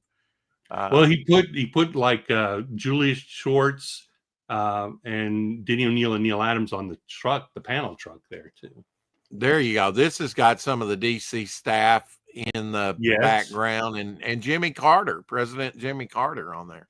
Right there on in the lower right, that's him and Roslin. Which you know, Joe Kubert's early versions got like set in the, you know, with fedora hats and stuff, almost like it's back in the 40s. Oh, okay, to make it look like it was a seedy boxing match. Yeah. It's so much different than the Neal Adams version here, and you got Batman, like you say, there in the foreground. Yeah, I did pick up the reissue that they did recently. I had to show this one with Dr. Fate and the World's Finest there with Superman pulling the world. Because I've actually got a triptych of this issue, production artwork to this issue. I've actually got 3 Neal Adams, and I think they might be signed. I can't remember. But I've actually got the file copy, the DC file copy of that issue. Oh, wow. This is cool. You know, sometimes when he did some war stuff, you know, he did that issue with Joe Kubert that I showed last week. And here's another Batman and Enemy Ace. That's kind of unlikely team up, huh? Yeah. Well, and I'm noticing that the logo is Batman and Batgirl. I remember that they sent Robin off to college. Did they replace him with Batgirl for a while? Maybe. You know, that's before my time. That's probably before my time too. Yeah. Late 60s. Here he is doing the Spirit. That's pretty cool. I mean, it really mimics Eisner's Spirit sort of design. You know, something that he would do. That's Neal Adams. Facially, it looks like his character. Yeah. Right. A great Brave in the Boat here, just kind of line work. Look at that. Yeah. He was that was another thing. Neal Adams really wanted to bring like stuff that he was doing in commercial art to comics and really press them to do more interesting stuff. Yeah, and make it more. It's amazing he hung around because let's face it, comics really don't pay that well. No. You know, but look at this shot, this upward shot with the cape. It's more artistic than what other people were really kind of pushing the limits, you know. And that looks like that's a later thing too. That doesn't look like him in his prime. Probably kind of like this one here. That's definitely later. That's kind of what I was talking about. He started later on. You could see just a lot of those hash marks. He was just look at this. He really did the Christopher Reeve look there. Yeah. It's not a likeness of Christopher Reeve, but it's that pose. Yeah. And look at the arm. Look just the foreshortening and stuff. It's just so severe. There's that one you were talking about right there. Yes. Yeah. With the monster, and there's the cover to that issue. Also done by Neal Adams. Image in wax.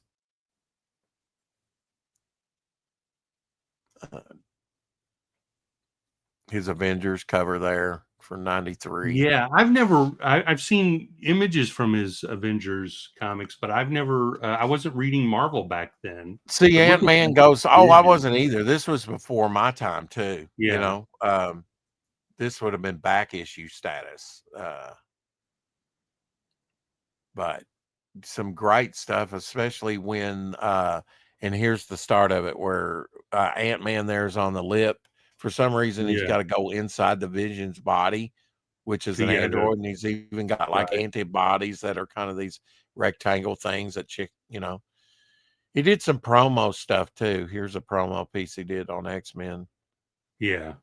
I think I might have even had that on like a Pizza Hut VHS or something, you know, something like that. Here's a Namor. You don't get to see a lot of his Namor. No. Again, you know, like, yeah.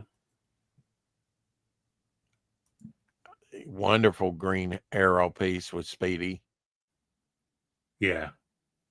But he definitely redesigned the costume. So, I mean, props to him for making a more, I mean, look at the freaking layout here. There's Dick Gargiano doing these Yeah. over there. Nobody was doing anything like this. Just the lettering even adds to it. You know, the old style lettering. And When this was before Photoshop. You know, this is before graphical user interfaces on computers. This was a long time ago. Right. You know, look at that Batman really hunkering down. Yeah. One of the things I'm sure Jim Lee has to look at some Neal Adams Batman. Yeah, although I gotta say his left hand there looks a little weak. Yeah, it does. You know, compared to the one that's actually, you know, grasping. It looks a little weak there. Sorry, Neal. Yeah. I do love this cover from 1977 though, with Hitler. This is a great issue that's often overlooked. DC special, Untold Origin of the Justice Society. Yeah. Yeah, and Hitler there's got the Spear of Destiny, the spear that pierced Christ's side, you know, in that story. Here's some of his Marvel work there from Avengers. With Triton? Triton from the Inhumans coming up out of the water. Yeah, that's beautiful. Yeah, just how he works something Inhuman this way comes, the title into the water, you know, on the deck. It's just, you know, and he would have done that. The letterer wouldn't have done that.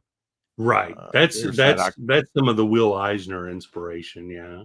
I was not aware of this cover and how sort of like, oh yeah, man, you know, key issue. And yeah, this is an expensive little book to get. Yeah. Well, not only is it the cover is so famous, but this is the first time that they brought back the Joker. And this is the first time you had the homicidal version of the Joker. Yeah. And then of course after this he got his own title in the 70s. Yes, he became there for a little bit. But I know I've read interviews with Denny O'Neil, and they for a long time did not want to use the Joker. Because they thought that character was too attached to the more campy version of Batman.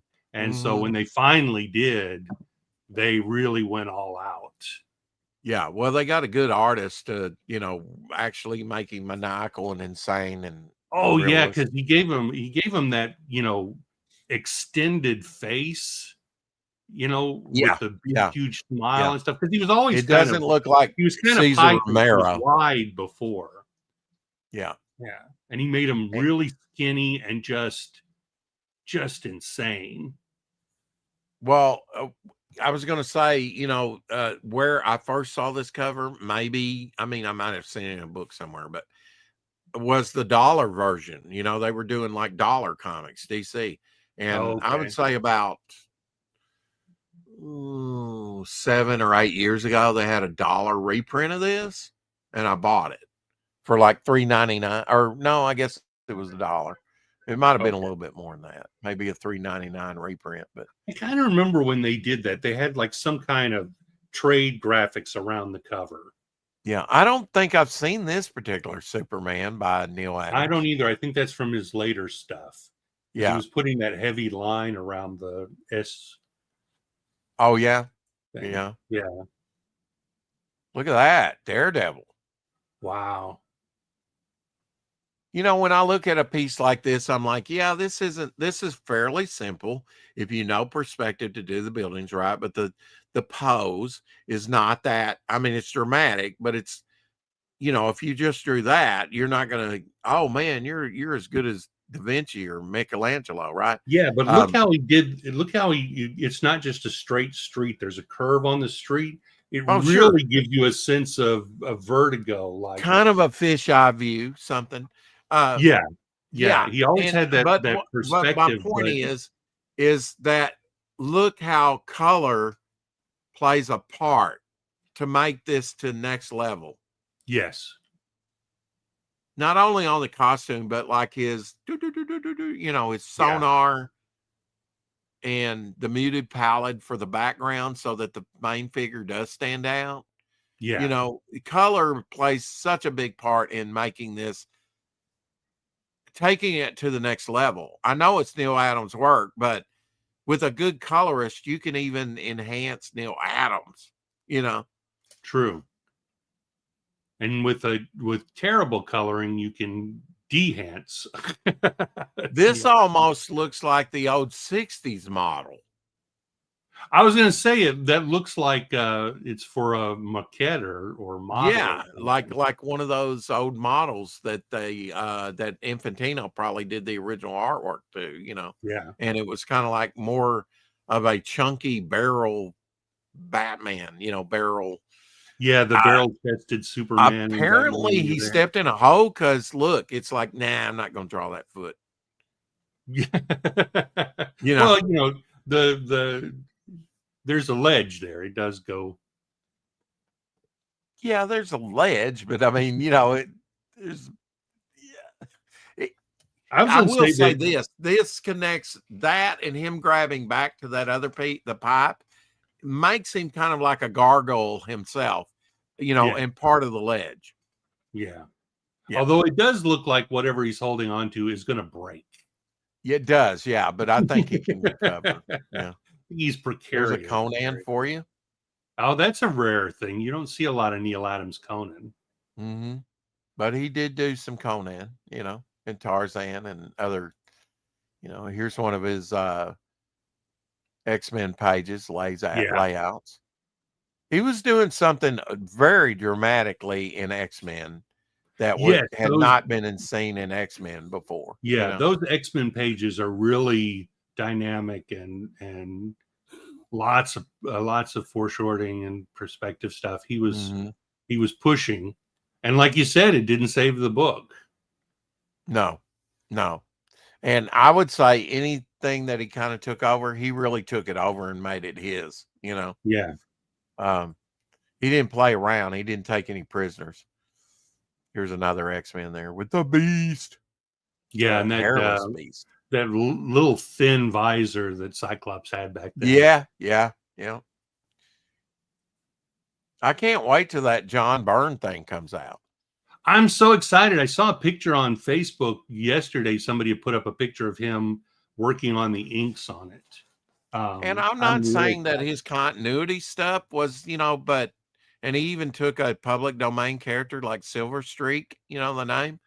I kind of made it his own, but it's, this stuff just was not Neal didn't do the art on a lot of those either. They had people do it in Neal's style. But I think maybe he would come in and do some touches up on it. But because I remember I would pick them up and I'd look at them because I love Neal Adams, but the books just didn't look good. There's a promo piece that he did for Saban that was probably animated, X-Men. Right. Yeah. He's kind of got uncredited for this issue here, but he worked with Ross Andrew and Gil Kane, and I think even John Romita on that. I heard too. I think they're supposed to do a new Superman Spider-Man crossover. Of course, all those treasuries, isn't that wild? They want you to pay like $15.99 for like a giant full.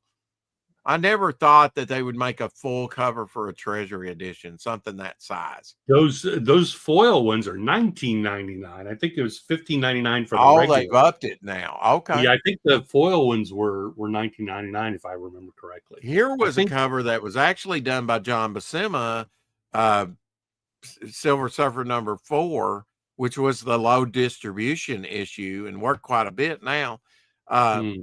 But this is his homage to John Buscema. I'd not seen this particular one. This is probably a later piece done by him as well. When I was a little kid, we lived in Germany, and the only television we had was Armed Forces television. And they would show those old Marvel superheroes cartoons, the ones that were, barely animated. And I have a vivid memory of seeing the Thor cartoon. As in my head, it's the first cartoon I ever saw. The old 1966 Marvel. Yeah. Yeah. And for some reason, it just imprinted on my brain. Whenever I see that old Thor costume, it just takes me back to being a kid. Neal Adams did the cover artwork on these figures. Oh, products. Was this the Spider-Man the animated series? These were the Toy Biz. The Spider-Man It does animated. say the new animated series. Yeah. But yeah, Neal Adams did the sort of header artwork on these. Now, Neal Adams used to have a website. I don't know if they've taken all that down. But I remember he used to be so proud that I think it was Nasonex or one of those kind of products had a little computer animated bee, and his advertising agency had done those. And it was like, he considered that like his biggest achievement for a long time. And also remember he had that weird theory about the Earth expanding. Did you ever see? Oh yeah, the Pangea bullshit. Yeah, he had this, and he had this amazing video that was compelling because it shows the Earth expanding and it looking like, coming to be like it is. And he was saying how, the plate tectonics was not real; it was expanding, and everybody thought he was a nut for it. He was, but he really pushed. He was, but he really pushed that hard. Yeah, and backed by no real science. Yeah, it was all fucking. There was no real science, but visually, that graphic of the expanding Earth was really. It was compelling. Yeah, it was compelling. But and he was trying to say there's an inner world, and there's go into the mountains and the caves, and you can get to the center of the Earth, and there's a sun in the center, and. It was such an oddball thing for him to suddenly get into, but suddenly that he was really, really into that. Yeah, super nutty about it. Yeah.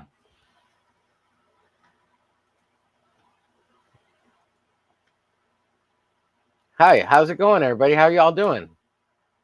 Everybody's reading the show. There's only 7 people watching. There's only 7 people watching now because you guys are ignoring the chat. Everybody's leaving. It's like, Ray's not listening to us anymore. And he's just talking about these boring comics. Neal Adams. Who's Neal Adams? Yeah, we're looking at Neal Adams. Energy as usual. Yeah. Low energy. Yep. Now, this is one of my favorite Neal Adams covers here with Havoc. Doc, good evening, sir. Yeah. Mr. Christopher, hello. How are you? Good to see you. Hey, Doc. What up, Dak? Good evening. He's turning look, Dracula. Look, I've got this Joker, and I've got your Neal Adams right here for you. Since you guys don't actually have real comics, I thought I'd actually use a real fucking comic book because. The Joker's 5-Way Revenge. Yeah. You come over, I'll show you my 30,000 books. Yeah. Why don't you just show them now? Go get them now. Quit being lazy and. Look, look at Neal Adams. Bring out the real. I'm not opening boxes. That's too much work. Listen to this Piker. Listen to him. Yeah, I'll go to my bookshelf. Pulls out a trade paperback or some hardback and calls it a comic. What the hell? Look, sir. This is not a floppy. Treasury. I could pull out trade paperback. Do that. Nobody's gonna say no to it. They're gonna be like, "Holy shit." Oh, I have a new series where I got a trade paperback. This isn't a comic. Let's see that. That's Neal Adams. It's even yellowed from age. Well, put your camera pointing at the comic so we can see it in its full glory. And I like those because they're lightweight. Yes. Yeah. And I like when they're done on on the newsprint like that. I like those. The colors aren't as garish because the paper wasn't that white. Yeah, and I enjoy them more. I really do with the trade paperbacks. Yeah. Although I still say there's a way to filter the rest in peace, colors. Ace. Oh, that's right. Yeah, Ace Frehley passed away. Yeah. Yeah. But not Tom Selleck. I'm glad you reminded us, Doc. Because I had totally forgotten that Ace had passed away. Come on and shock me. Make me feel better. Oh, shit. Doc's here. Yeah. What's going on? Hey, Doc. What's up? Hey, Doc. What's up, Mark? How's it going? All right. Hail, Rex. Mr. Blaylock in the house. Doc, What is going on? You had real comics. I know you don't have that many comics if ever now, but did you like some Neal Adams stuff? Oh, yeah. Neal's in my top 5. Yeah. Okay. Oh, yeah. But so you don't have any more real comics anymore, Doc? See, we're talking Neal Adams, and you guys, that's not Neal Adams. That's Jim Aparo artwork. I'm trying to get back to it, sucker. My collection that I had restarted in the 90s got stolen while I was stolen. I was on a extended work away, having to work away from home. Mm-hmm. Yeah. And my whole collection, including, action figures, models, blah, blah, blah, all of it got stolen. Anyway, I never got back to it because that was the second time. The first collection is your kid collection when you're a kid. And, right. I joined the military. The mom did what all moms do. She got rid of all my shit while I was gone. And then, as an adult, I tried again. I was up to like 3 or 4 long boxes, I think. And I had to go out you're of town. A quitter. I see how it is. You're a quitter. You're one of those. Okay. Got it. Sure. We'll go with that. Sure. No, how did it get stolen? I'm fascinated with this. I'm like, why would there was what? Your ex-wife? There was a young lady and her mother that took care of my place for me while I was away. They had the keys to it, and the mother hooked up with a guy, and he was a piece of crap, and he came over with them and saw what was there, and then he stole the key, came back later, helped himself. Wow. And check this out, Omer. He sold my collection back to the comic book store from whence I bought it all, and that dude knew it was my stuff. What? Yeah. What? Complete dirtbag. Wow. Comic book store mysteriously burns down. Yeah, burns by the Joker called Doc Blaylock. Hell yeah. Yeah. I've got to mention it was yesterday that Ace Frehley passed away, right? Yeah. Here's some synchronicity that has nothing to do with it. Jerry Siegel's birthday. Oh, happy heavenly birthday, Jerry sir. Siegel's birthday. One of the creators of Superman. I was just talking to my son before I popped in here, and I think I'm going to go up to his place this weekend, and we're going to record Shock Me together. And You're going to record what? What? Shock what? Oh, a song. Shock Me. I see. It's Ace Frehley's biggest solo song. Gotcha. Make me feel better. Is that when they did the single albums? No, Shock Me was on okay. All you had to say was no. Unmasked, I think. Because I can't remember any song that really stood out. Like with Gene Simmons, it was Radioactive. You had Beth for Peter Criss. Paul Stanley had something, I'm sure, but didn't he have the New York's Back in the New York Groove? Back in the New York Groove, yeah. Yeah, that was a good song. That was a good song. Back in the New York Groove. Was that Ace? Was that on Ace? I think that was Ace's, wasn't it? Yeah. Okay. Okay. Well, that's a good one. Yeah. But Beth was not released on a solo album, though. It was released. I did want to show you this John Buscema piece. I mean, it wasn't like I was saying anything. Hello, test. Sorry. Oh, it's because you're not important, Doc. That's why. I was just saying Beth was not released. Beth was not released on a just solo talk over album. him the whole time. It was released on Destroyer.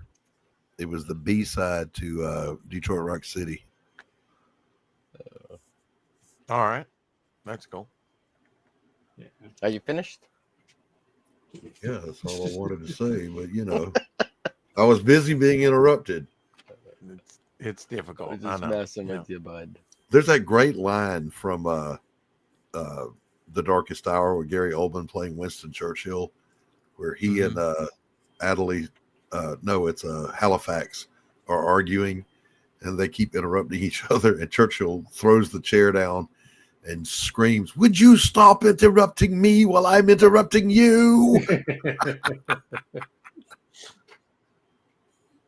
My favorite Winston Churchill quote is the lady who said, "Winston, you're drunk," and he said, "Yes, and you're ugly, but tomorrow I shall be sober, and you will still be ugly." Yep.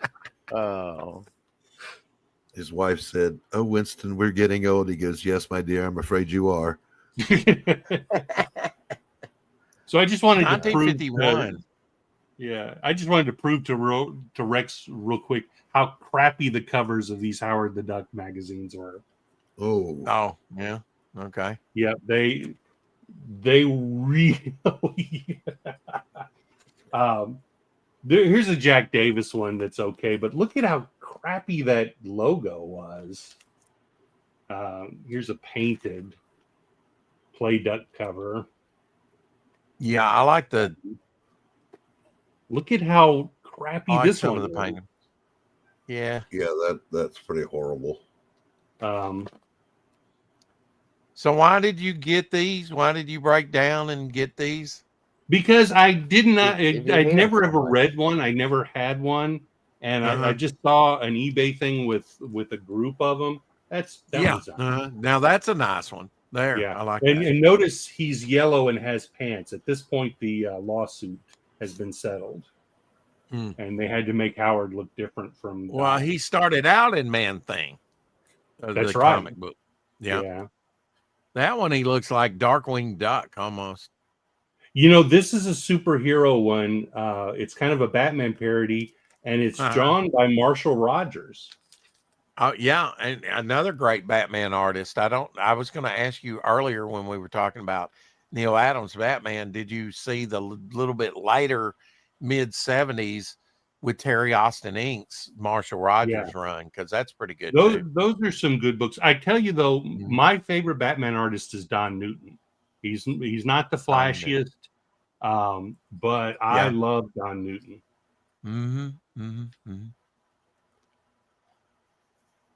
When I first started reading Batman monthly, Don Newton was, I think, on Batman, and Gene Colan was on Detective. And the stories would go back and forth. So you'd get half a story with Don Newton, half a story with Gene Colan. It was good times. Now, I have to say happy birthday to Renee. Today is her birthday. 62. 62 years old. She's not. Was it yesterday? Okay. Wow. Did you really say she's 62? Well, that's what it says on the cake. That's what it says on the cake, right? And that's what she said was. This is what I got in the mail. Omer, did you get yours? Flip City. Was I supposed to get one? I don't remember. Didn't you do the art entry and it's the one where the biggest shithead of the year? Whatever. Yeah. Mine was Adam. Yeah, well, I mean, it's the one that I won the contest in, is from what I understand. Yeah. But, that's what I'm saying. There you go. He's got one. Yeah. I mean, it's the one that I won, but I didn't win. It's because I got the big spot because I won, but I didn't win. Well, how do you mean you didn't win? Well, this is supposed to be the winner right here, and it should be here, but I'm there, and I should be there because I didn't win, and he won. So I don't know what I'm doing here. Whatever. Well, I mean, take it for the win that it is, Yeah. Yeah, because I'm big and black. Yeah. Look at the look at the triangular panel that just follows his body. That's great stuff right there. Here. Yeah.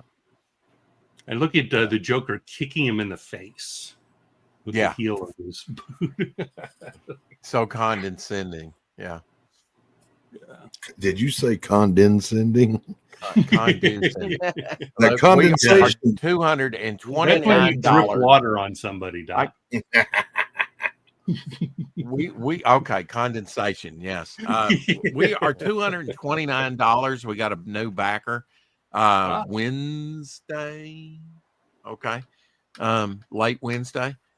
We are $229 away from getting 4 more pages added to the book and a new bog sticker by 6 a.m. stickers, 6 a.m. comics. So some cool stuff.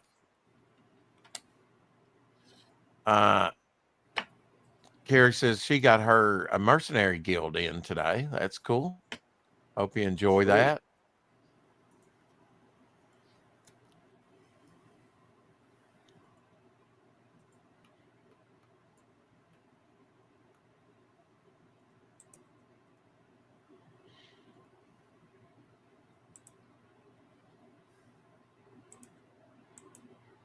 James Gunn proclaims Supergirl will be a space adventure like Guardians of the Galaxy. Oh, God. Yeah, that's the DC Studios developing Plastic Man project. Oh, but interesting. Could co-president James Gunn be its biggest obstacle? I can't with the people with the every day they seem to be, whatever James Gunn is working on is months or years in the future. All the stuff that's coming out now, he did a long time ago. People are always like, oh, well, they're going to do this because of the. No, they don't have those kind of reactions. There's way too much lead time. There's those Drews, and I had the Superman one, but I did not have the Batman with the Neal Adams panel underneath. Yeah, I was never a fan of these. You weren't? I think I must have picked that Superman one up at a carnival. Sometimes you play the games and you get a prize. Omer's got your hobo friend. Oh yeah, he's ruining it. I'm actually gonna put that up as a couple of thumbnails. I saved those. Thanks for making those up, by the way. That was genius. Well, I don't know if it was genius, but that empty chair just demanded to be filled by somebody. Yeah, I was having a hard time with the virtual cam here, but let me try it again. There we go. Hopefully I don't get kicked. Yeah, I was getting disconnected. That is, yeah. It looks seamless. He looks like he's really in the room, and so did the model. Rex, you look disheveled. You're having a hard time, Rex. I love the stain on the front of his shirt. That was one of the days I didn't shower. Come on. Yeah. Like one of the days. That looks like months of no showering. Yeah. Every day. Yeah. Uh-huh.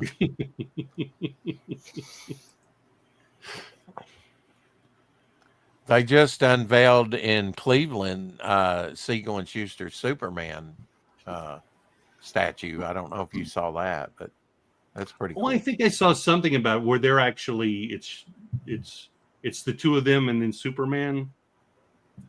I think I saw that. Oh, I didn't see their actually did they I knew they did the Superman, but I didn't know they did the I think if I'm right, of the two creators. That's cool. Yeah, I believe that's what they did. Rex, how did Omer get that picture of you? Because I'm smart. That's how I got it. Mark made it up. Mark, bring up the supermodel one, unless Omer's got it. I brought up. I screenshotted it when Mark brought it up, and I cropped it. And yeah, I saved it. I'll be using those as thumbnails at one point for sure. Oh, how many? Was there more than one? I just saw the one. There's more than one. We shared it earlier. Oh shit! On the show. I have to go back and at the beginning of the show. Shit. Yeah, there we go. Oh my God, Mark! You have my DMs. Send that shit over. Because I want to make fun of Rex. That'd be great. Yeah, she looks especially large compared to the chair. Yeah, you're using AI to make it. She's sitting on looks like she's sitting on a box. Yeah, this is Nano Banana. I just asked it to put a super hot supermodel sitting in the chair. Yeah, it gave me that's this one. great. Yeah, I mean, it looks like she could, and she looks like a friend of mine. She's got hair like that and everything. What you need to do is get a photo of Rex and then put her sitting in his lap. That's what you need to do. I'd be scared. It would probably be the model and the homeless guy together. Yeah. Well, when I saw the homeless guy, I thought it was Rex. I was like, "Oh God, that's Rex! How did he do that?" Yeah. Yeah. Oh dang! With Rex's camera focusing on basically a still thing, got a really crisp image of the room. Of the room, yeah. Usually crisp image like right and now. Rex's camera are not sentences you normally. I'm telling you that without Rex there, the camera actually records it. When it sees Rex, it goes potato. Oh, that's from the chair stream. Yes. Yeah. Next week we will be covering Jack Kirby on Feature Friday. Rex, how many views did you get on your chair stream this time? 91. The chat was very active while you were gone. Yep. Yeah. They did the first. Yeah, that's what I heard. You know, of course, I ran that thing for almost 4 or 5 hours, I think. So, until I had to go on top. I foresee a Doc Blaylock chair stream coming soon. With that many. Views. Yeah. I said I was. Rex I can't did this tell before. the difference when he is there. Are you done? Yes, I'm done. I'm sorry. That's why I need your. That's why I need your little tutorial, Doc. Desperately. But anyway, the first time Rex did his chair stream, you went to work, didn't you? And just left the camera on? Oh yeah, I've done that multiple times. Yeah. Okay, well the first time he did it, I went, damn, that's genius, man. I need to just do that too. You'll get the watch hours, you'll get the viewer count, and you ain't got to do a damn thing. So. Yeah, but you got to be good at it, Doc. I don't think you'll be good at it. You have a nice. You got to be Rex. You gotta be Rex about it. For one thing, you got to have a nice chair to look at. You might. I'll have a seminar on how to pull off the chair stream if you want to attend it. Be right back. I'll send you an invite. I had a chair like Rex's once upon a time, but it what was her name? It wobbled and it squeaked. Oh yeah. Did you give her the back of the hand and said, "Get it right, baby"? We had to let it go. Oh, okay. I see how it is. Yeah. Oh my goodness. So how's everybody doing tonight? If you do the chair stream, you also have to make sure that you say in the title what's happening, but use no punctuation whatsoever. So it's yeah. Well, I mean, it's not an original thought, right? Because he stole it from, plenty of other people, like the Del Chione, the good old Del Chione, the Ethan Van subscriber. Wasn't Dale just passed out in his stream though? Yes, and I actually think Rex's came first. I think. No, this was a good little while ago. No, well, oh yeah, okay, yeah, I guess so, but it's not a Rex idea.